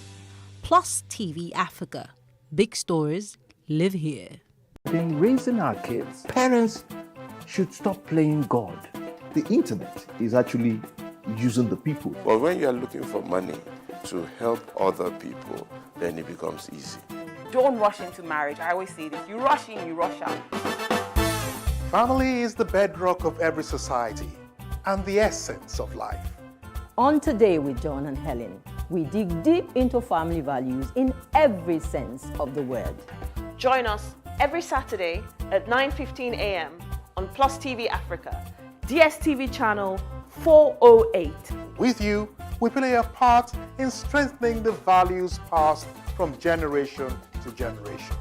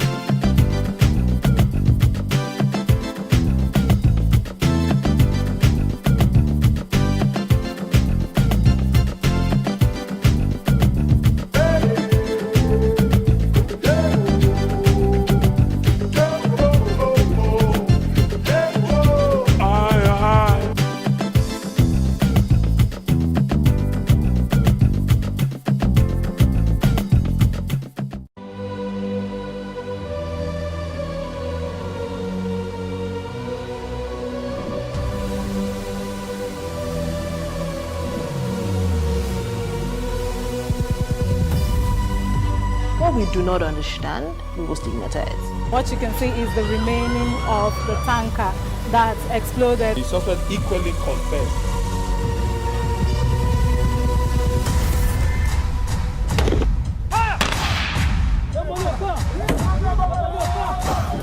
A 500 naira they collect them. If you no talk, then go beat you. Now 2,500 they pay.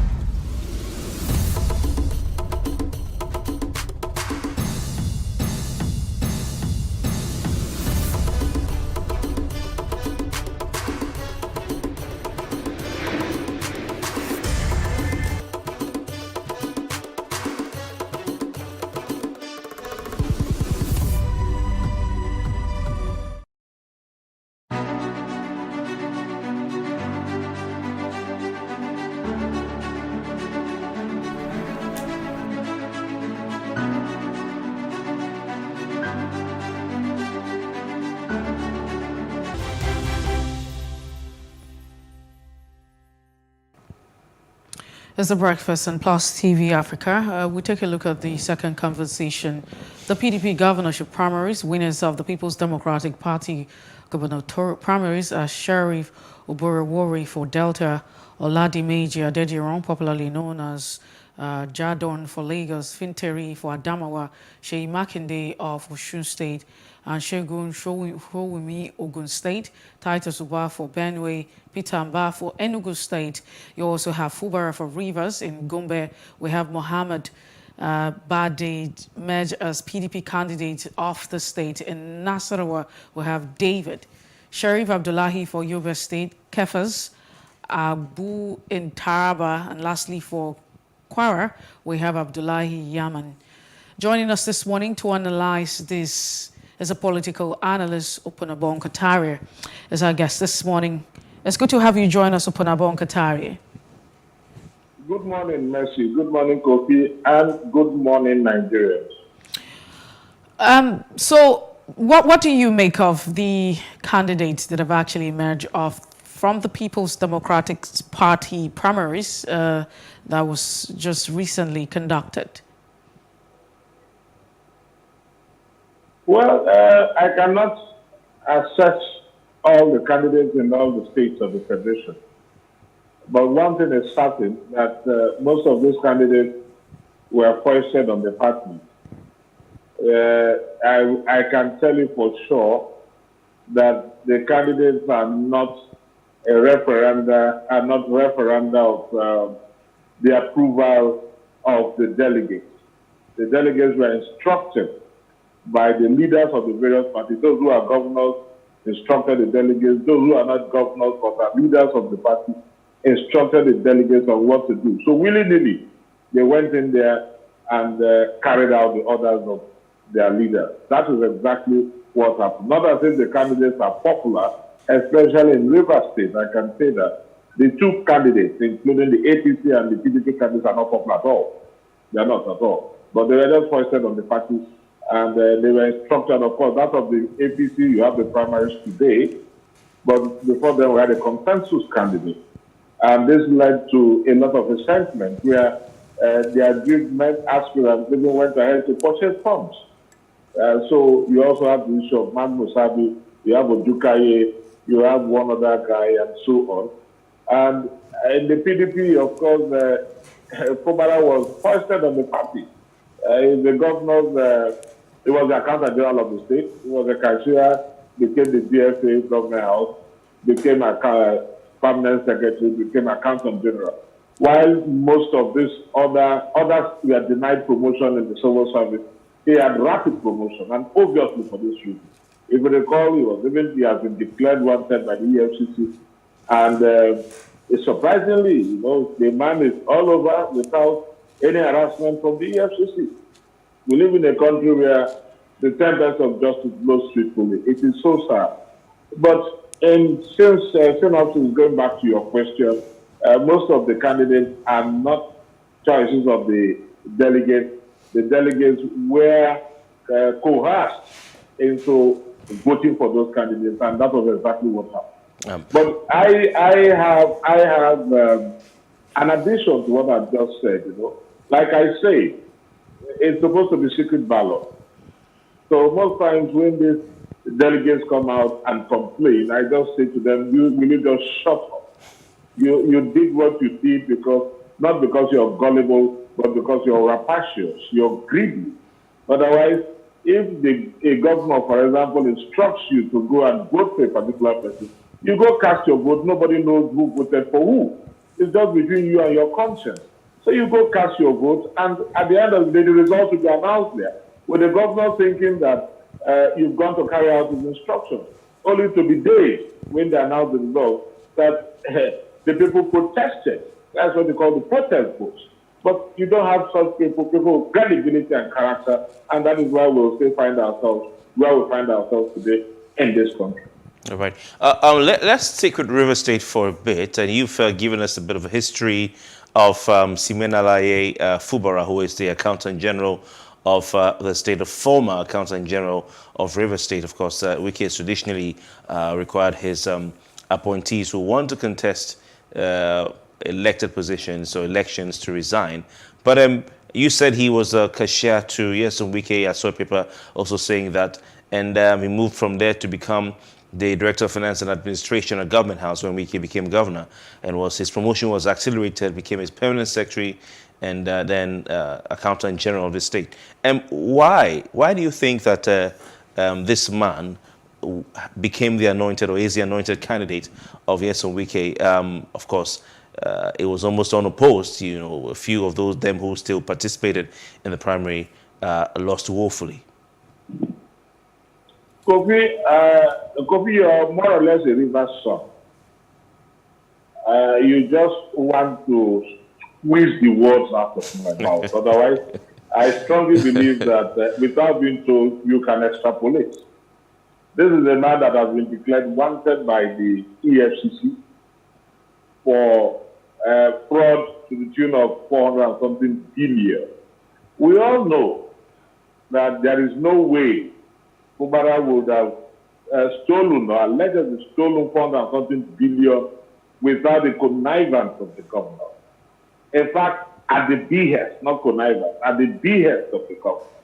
So if he is being accused, not substantiated, but not before the court proven, but if he's been accused by the EFCC of 400 and something billion naira fraud, let me tell you the truth. They were not actually going for him, they were going for the governor, but because the governor has immunity, and that is why he's been arrested, so that he could squeal further, and there will be a evidentiary proof when they institute this matter. And that is the truth. So what am I trying to say here? Probably the governor is trying to cover up his sleazy deals, financial deals, and he's trying to edit it. He needs somebody that will cover his own track. And that is what a lot of us believe is the reason for the choice of Komara.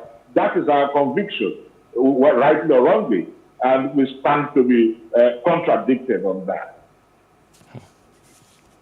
All right, let's take a look at the situation in Lagos State with the APC holding sway in Lagos. PDP has huffed and puffed in recent times with Jimmy Agbaje always emerging as the flag bearer of the party in the governorship elections in this state. This time around, Jimmy Agbaje did not emerge, and the young man who decamped from the APC, having worked for the All Progressives Congress in Lagos State for years with his political structure called Lagos for Lagos. He moved from the APC to the PDP amidst fanfare. You had, the movers and shakers of the PDP storming Lagos State for his official decamping. And, of course, Wike was there, Saraki was there. And on that day, some of his supporters were asking Jimmy Agbaje to stay clear of the party and to take a rest that he had tried his best over the past few years. Jando is how he's affectionately called. What do you think the chances of the PDP in Lagos State will be with a new face other than Jimmy Agbaje? Well, probably there might be an offset, which is very unlikely. I think, if going by my permutations, I strongly impugn PDP winning Lagos State, because Lagos State is predominantly an APC state. So it's going to be an uphill task. Well, not impossible, but it's going to be an uphill task. The advantage the present standard bearer might be having is he was a member of the APC. Of course, I remember him crying out against injustice in the party. He now formed this group you talked about. Lagos for Lagos. I watched him on channel. Mm-hmm. Yes. So probably he has sympathy from most APC members in Lagos State who might, even if they remain in APC, who might want to cast their votes for him, believing he is one of them. And if a situation, of course, he's going to get the PDP votes. But if a situation like that happens, and you have a transparent or near transparent process, the chances are there, but not as high as the APC candidate. Okay. But let's quickly, share your thoughts on this one. I mean, personality, for the PDP in Kaduna. So you have the likes of Shehu Sani and the fact that he had just 2 votes. One would think that, the caliber of person that you have, who's seen him very vocal about a lot of, economic issues, issues going on in the country. And then he couldn't get, that particular support. He lost to Isa Ashiro in Kaduna, having just 2 votes. And he also mentioned the fact that he didn't give this delegate a dime. So what do you make of this scenario? Well, first and foremost, probably he didn't give the delegates a dime because the delegates definitely were aficionados of the governors. And so whether you give them a dime or not is completely material. That is one.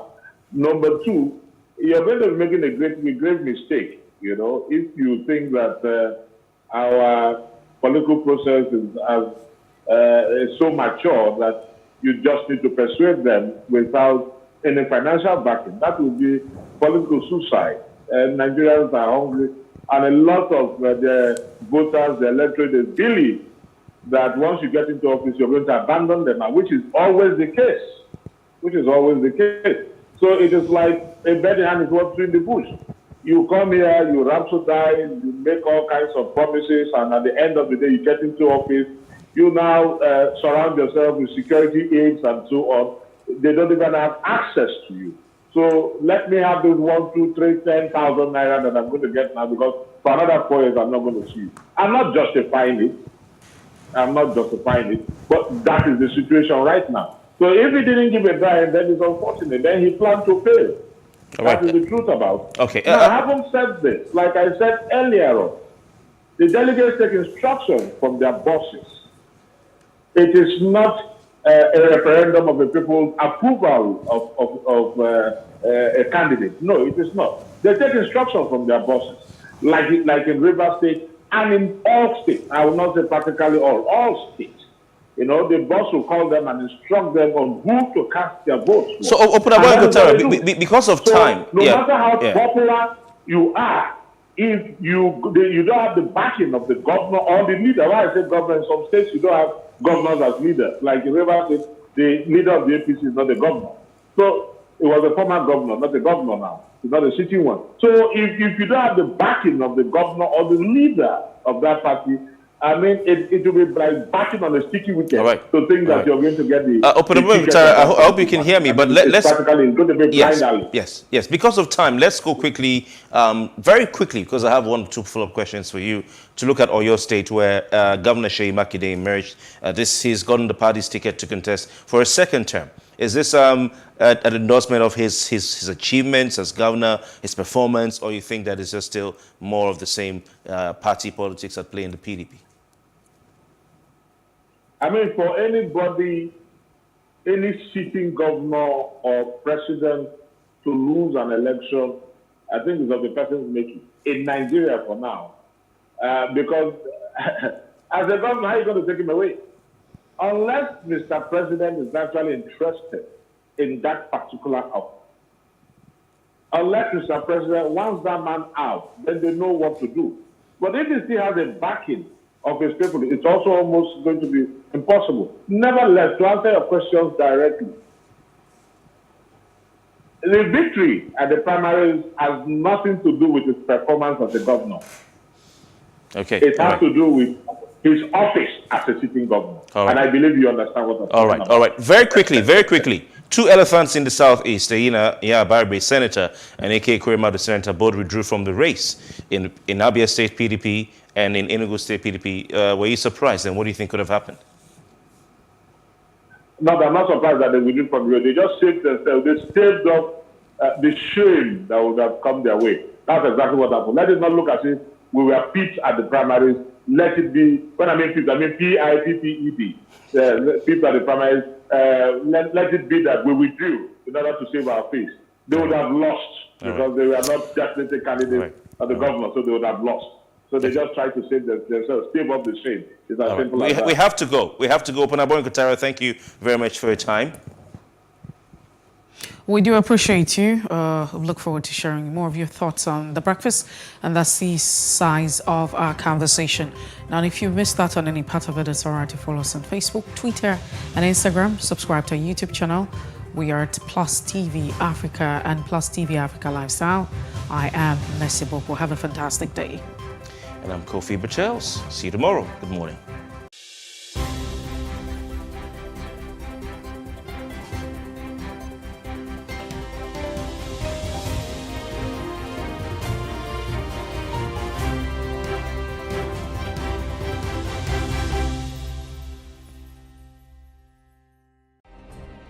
Nigeria's Niger Delta region, from where the black gold fuels Africa's largest economy, where the lines between wealth and poverty has never been thinner. Conflicts, poverty, insecurity, and environmental challenges daily confront the region. How can the Niger Delta story be changed for the better?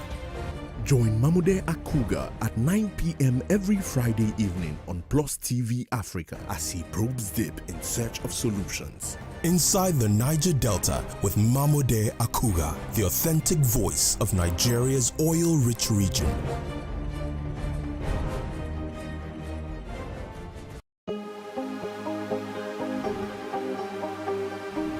Seize it for upcoming artists to blow in Nigeria.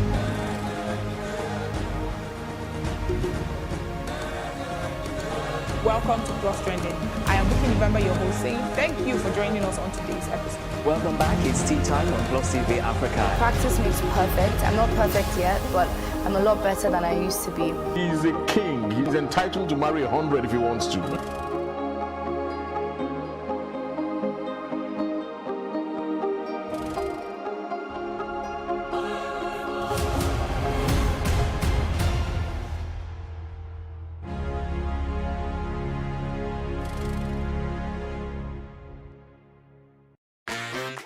Hello and welcome to Space and Style, a property show designed to connect various stakeholders across the property value chain. We can also provide realistic solutions and deepen your knowledge about the interesting world of real estate. We shall showcase architectural design, interior design trends, lifestyle and real-time property news updates, and the right way to navigate through property development and investment. Join me every week on this channel as I take you through an exciting journey in the world of real estate. Space and Style, 6:30 p.m. on Saturdays and 5:30 p.m. on Wednesdays. Hey, what's up, guys? You're welcome to another edition of Plus Event, and I remain your host, Ifeoluwa Oshukeye. Your absence isn't an excuse anymore, as Plus Events is all you need, as we bring you the glitz, the glamour, and loads of fun. Oh, definitely. No question. He's a living legend.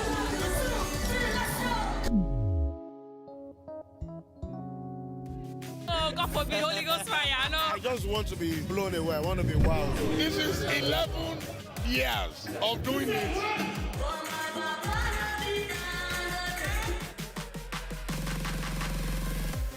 I'm surrounded by so much positivity. No, it's okay. Yo, what's up, my people? It's your boy Starboy Terry. You're watching Plus Event on Plus TV. Stay glued to Plus TV Africa every Saturday and Sunday, 4:30 p.m. West African time.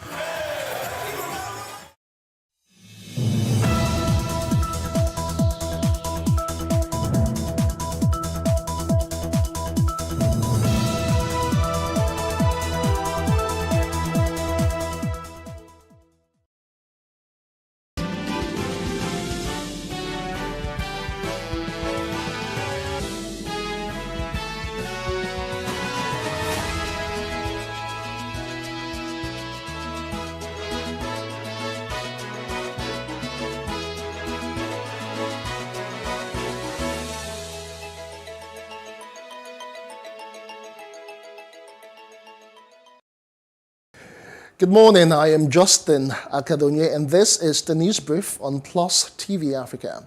Now, the Borno State Governor, Babagana Zulum, has confirmed that 32 people have been killed by the Boko Haram Islamic State West African Province terrorists around Mudu village last weekend. The governor, who confirmed the figure in an update released by his spokesman, Malam Isa Gozo, in Maiduguri, the state capital, also confirmed that 6 persons were injured while 2 escaped the attack unhurt. The village is some 45 kilometers away from Ran, the headquarters of the Kalabalge local government area of the state. Meantime, President Muhammad Buhari has mourned the victims of terror attacks in Borno and Katsina State. In a statement by his spokesperson, Garba Shehu, the president vowed that the perpetrators would be brought to justice and called on Nigerians to come together in defiance of those who would seek through terror and violence to divide them along religious, political, or ethnic lines.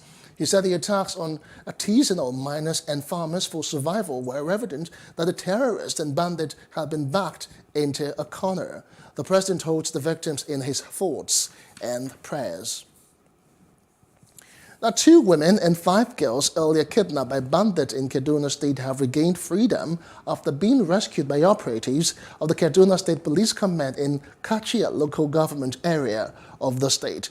Now, the police public relations officer, Mohammed Jalige, who confirmed the release, said the victims were abducted by the bandit in Maigoro village in Kachia on Sunday and taken to an unknown destination. Now, the command spokesman stated that the victims were found during a routine patrol on Tuesday around the bush in Sohongayan village and have been immediately evacuated to the Toge Division of Police headquarters. In very recent times, the Southeast has been plagued with all sorts of mayhems. The terrible nature of these crimes are unmentionable, as if arson, kidnappings, rape and molestation of innocent people are not enough, the sheer insensitivity is alarming, as no one has been held culpable for these crimes. It is with this in mind that the Southeast, South-South professionals of Nigeria have come together to fashion out a way to come out of these troubling times, while the group commiserates with the loved ones left behind to mourn the irreplaceable loss. They have also appealed to the individuals involved in these unspeakable acts to stop forthwith, as freedom and progress are never achieved by terror and intimidation. It is with deep sadness, shock and awe that the Southeast South-South professionals of Nigeria have continued to watch the unfolding anarchy being unleashed in the eastern part of Nigeria by armed criminal gangs seeking to achieve what no right-thinking mind can decipher. The terrible nature of the crimes in outright killings and beheading of innocent people, predominantly of the Southeast, is not only unfortunate, but cause for deep concern. As if arson, kidnapping, rape, and molestation of innocent citizens were not enough, these angels of darkness and despair are continued to carry on unchecked and have become a law unto themselves, such that the eastern part of Nigeria have become very famous for bad news and serious criminality.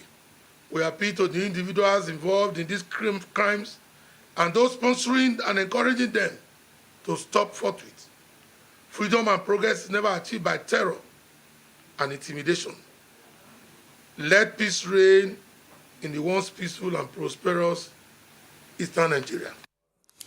And now talking election matters, Peter Obi has withdrawn from the presidential race on the platform of the People's Democratic Party, PDP, and also resigned from the party.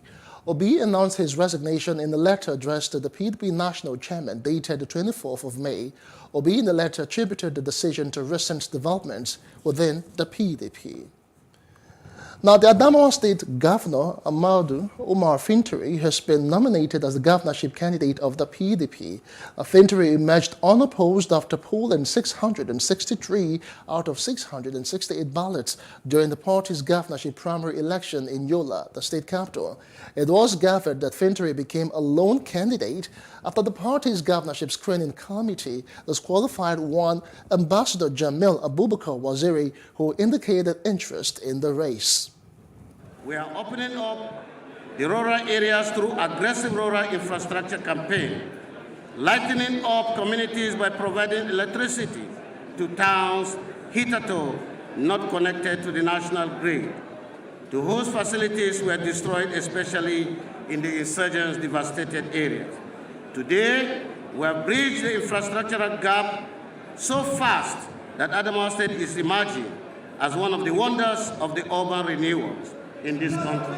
I expect at the end of the day, our candidate, Governor Omar Fintiri will be declared the winner. And he's the sole candidate, so we expect just to commence campaigns straight ahead. Well, I expect also another transparent and credible process, at the national level. Well, staying with party politics, Senator Sarah K. Dixon has called on the national leadership of the People's Democratic Party, PDP, to begin a process of reconciliation in order to assuage the feelings of those hurt by the outcome of the party's primaries nationwide. Dixon, a former governor of the state who was declared winner of the party's primary election for Bayelsa West, spoke to journalists afterwards. Our correspondent, Jesse Essay, has details. Dixon was the sole candidate for the Bayelsa West PDP primary election. The exercise was merely a ritual to fulfill all electoral requirements, as his only contender, Donald Danmoa, announced his withdrawal a day to the election. For him, it goes beyond emerging the winner of the primary. Dixon showed concern about those who vied for other positions but lost. This is a call I'm making to the national leadership of our party.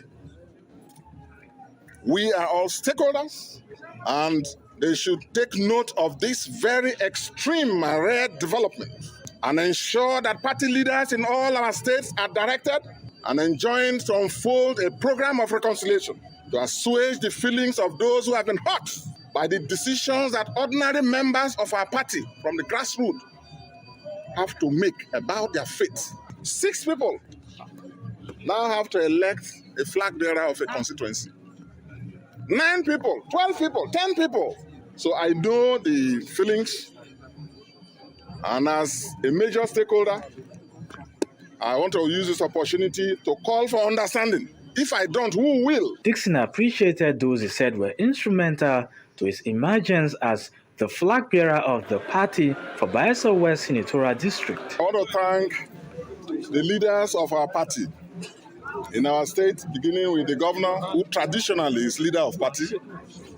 And I thank and appreciate the abiding support and solidarity that I've enjoyed all these years from the good people of this senatorial district and the elders of our party who have always been solidly behind us. Today I thank the organizing team that came, the party leaders.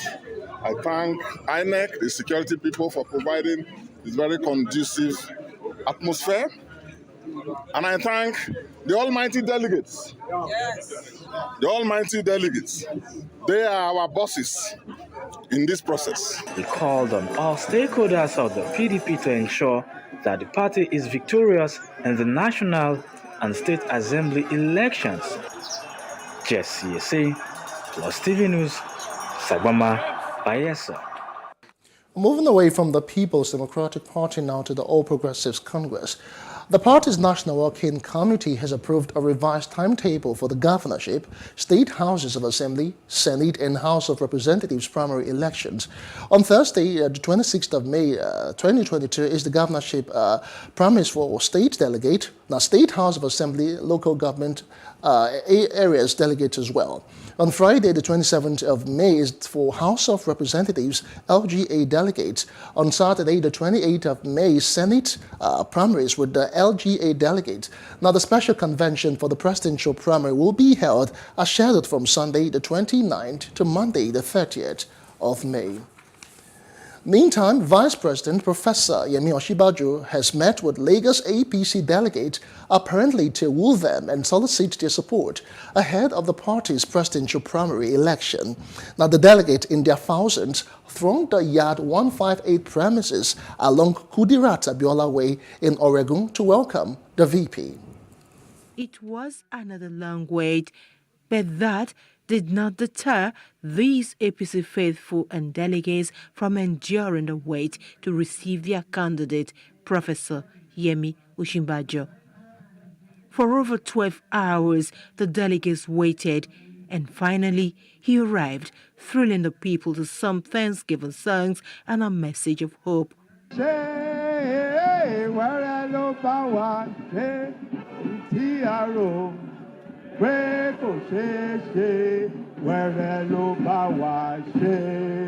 I'm home in Lagos to celebrate. I'm home to thank God for all that He has done and that what He will yet do. I'm not here for a campaign. I'm not here for any consultation. I'm just home to celebrate with my brothers and sisters of Lagos State.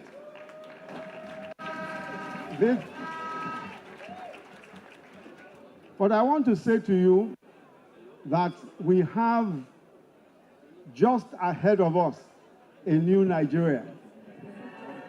And I'm completely certain that God helping us, we will get to that new Nigeria.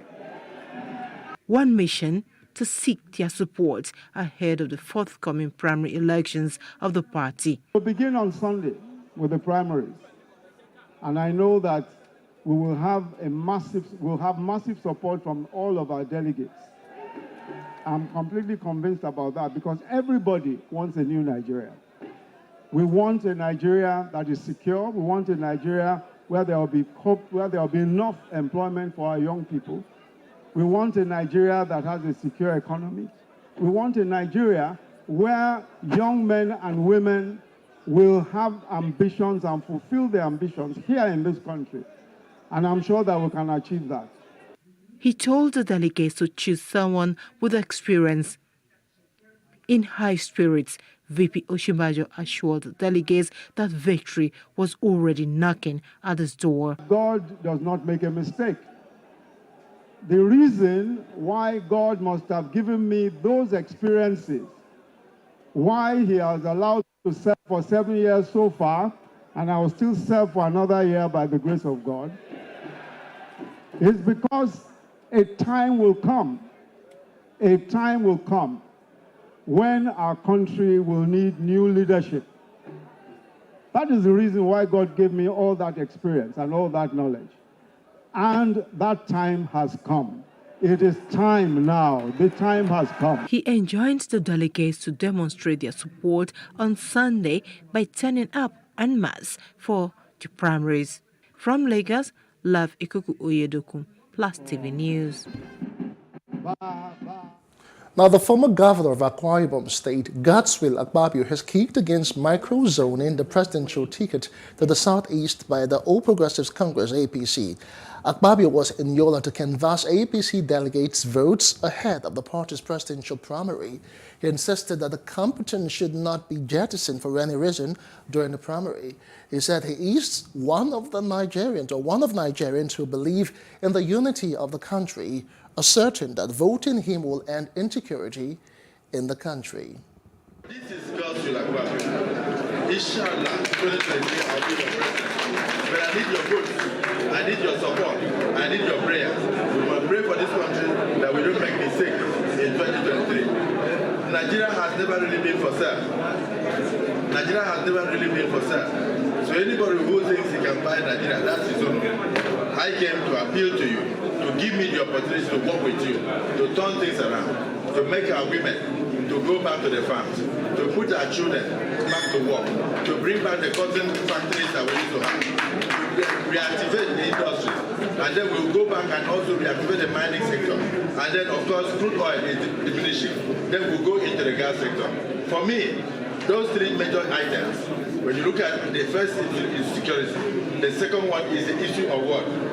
National unity and integration, which I... we are only the APC. It's a family issue. And it's got to be knows who's going to be president of Nigeria, not any other person. As far as I'm concerned, as a leader of APC in this state, we have to discuss with the national delegates. This is Godswill Akpabio. Now, the Central Bank of Nigeria, CBN, says online media reports purporting the sack of the bank's governor, Godwin Emefiele, is untrue. Head of Corporate Communications at the CBN, Ositanwan Nosibi, made the rebuttal in Abuja on Wednesday.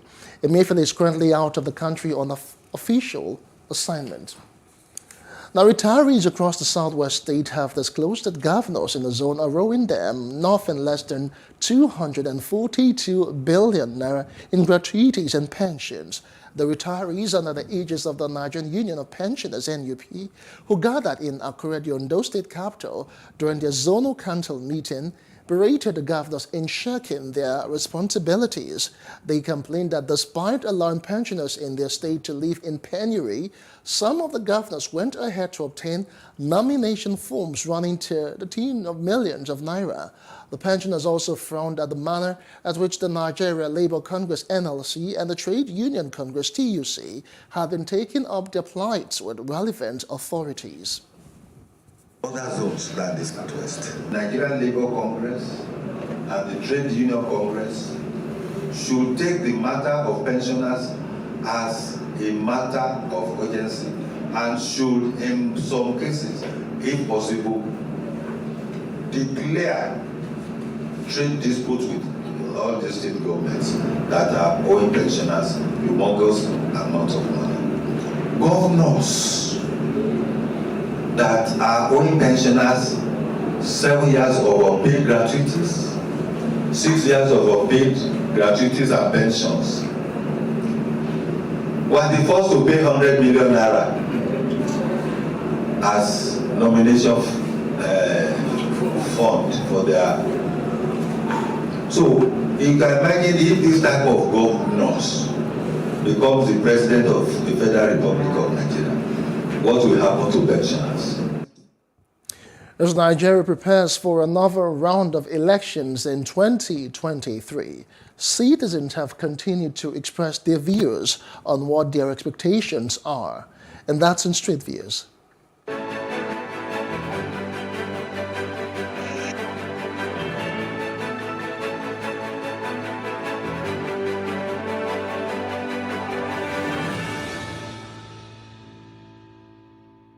Well, basically, at the moment, the situation in town, the situation of the country determines the wave of how election goes.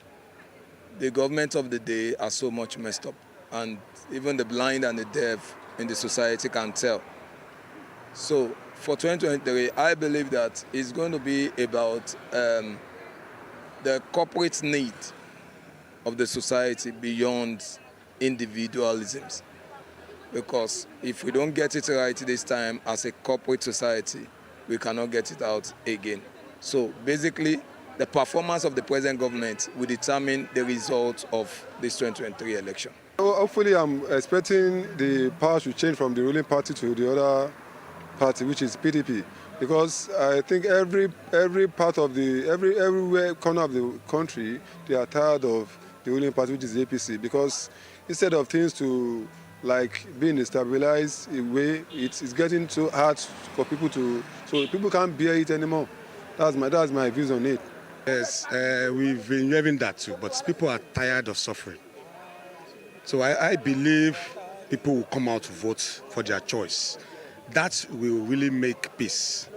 Because imposing people on party members have always brought menace to our society. When people vote for their right choice and the right choice wins, it brings peace to the world. So I believe at this election, people will vote for their right choice.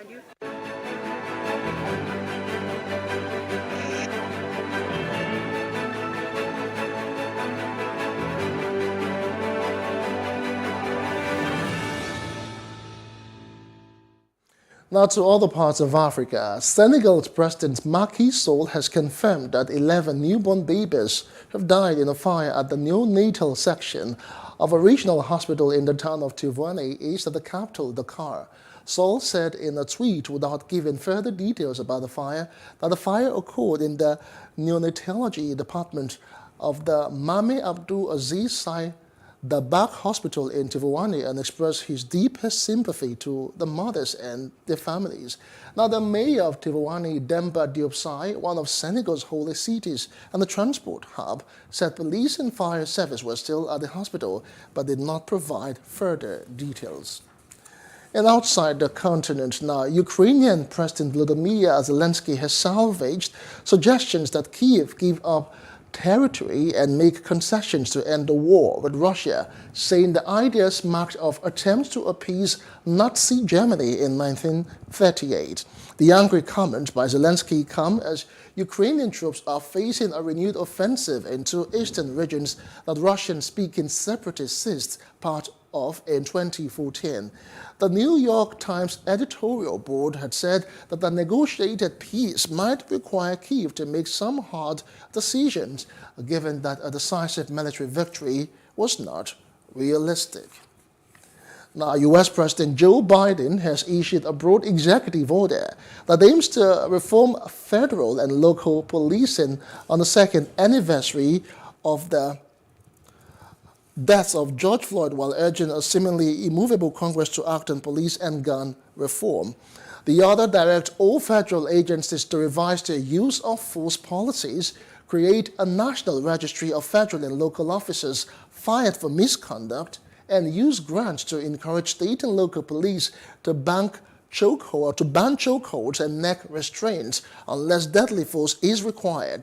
Biden added that it is a measure of what can be done together to heal the very soul of the nation, to address the profound fear, trauma, exhaustion particularly Black Americans have experienced for generations, and to channel the pain and outrage into a rare mark of progress. The order I'll be signing today is so important in my view. It's a measure of what we can do together to heal the very soul of this nation, to address profound fear and trauma, exhaustion that particularly Black Americans have experienced for generations, and to channel that private pain and public outrage into a rare mark of progress for years to come. 2 summers ago, in the middle of the pandemic, we saw protests across the nation, the likes of which you hadn't seen since the 1960s. They unified people of every race and generation. Athletes and sports leagues boycotted and postponed games. Companies and workers proclaimed Black Lives Matter. Students staged solidarity walkouts. From Europe to the Middle East to Asia to Australia, people saw their own fight for justice and equality, what we were trying to do. The message is clear. Enough. Just enough.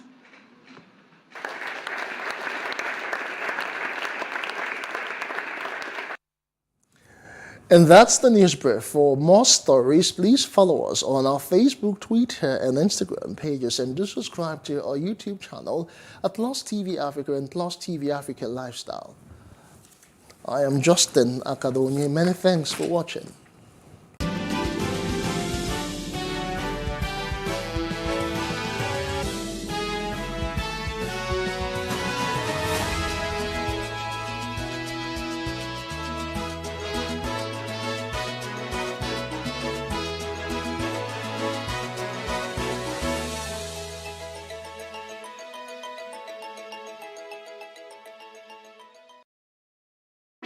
Hey, what's up, guys? You're welcome to another edition of Plus Event, and I remain your host, Ifeoluwa Oshukeye. Your absence isn't an excuse anymore, as Plus Events is all you need, as we bring you the glitz, the glamour, and loads of fun. Oh, definitely. By no question. He's a living legend.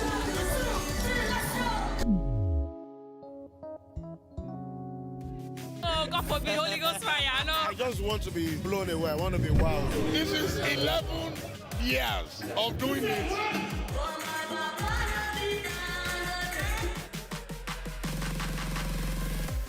I'm surrounded by so much positivity. No, it's okay. Yo, what's up, my people? It's your boy Starboy Terry. You're watching Plus Event on Plus TV. Stay glued to Plus TV Africa every Saturday and Sunday, 4:30 p.m. West African time. How can we have peace without justice. Plus Politics. It's not just another political conversation, it's about keeping you in the know. The relevant interviews, asking the tough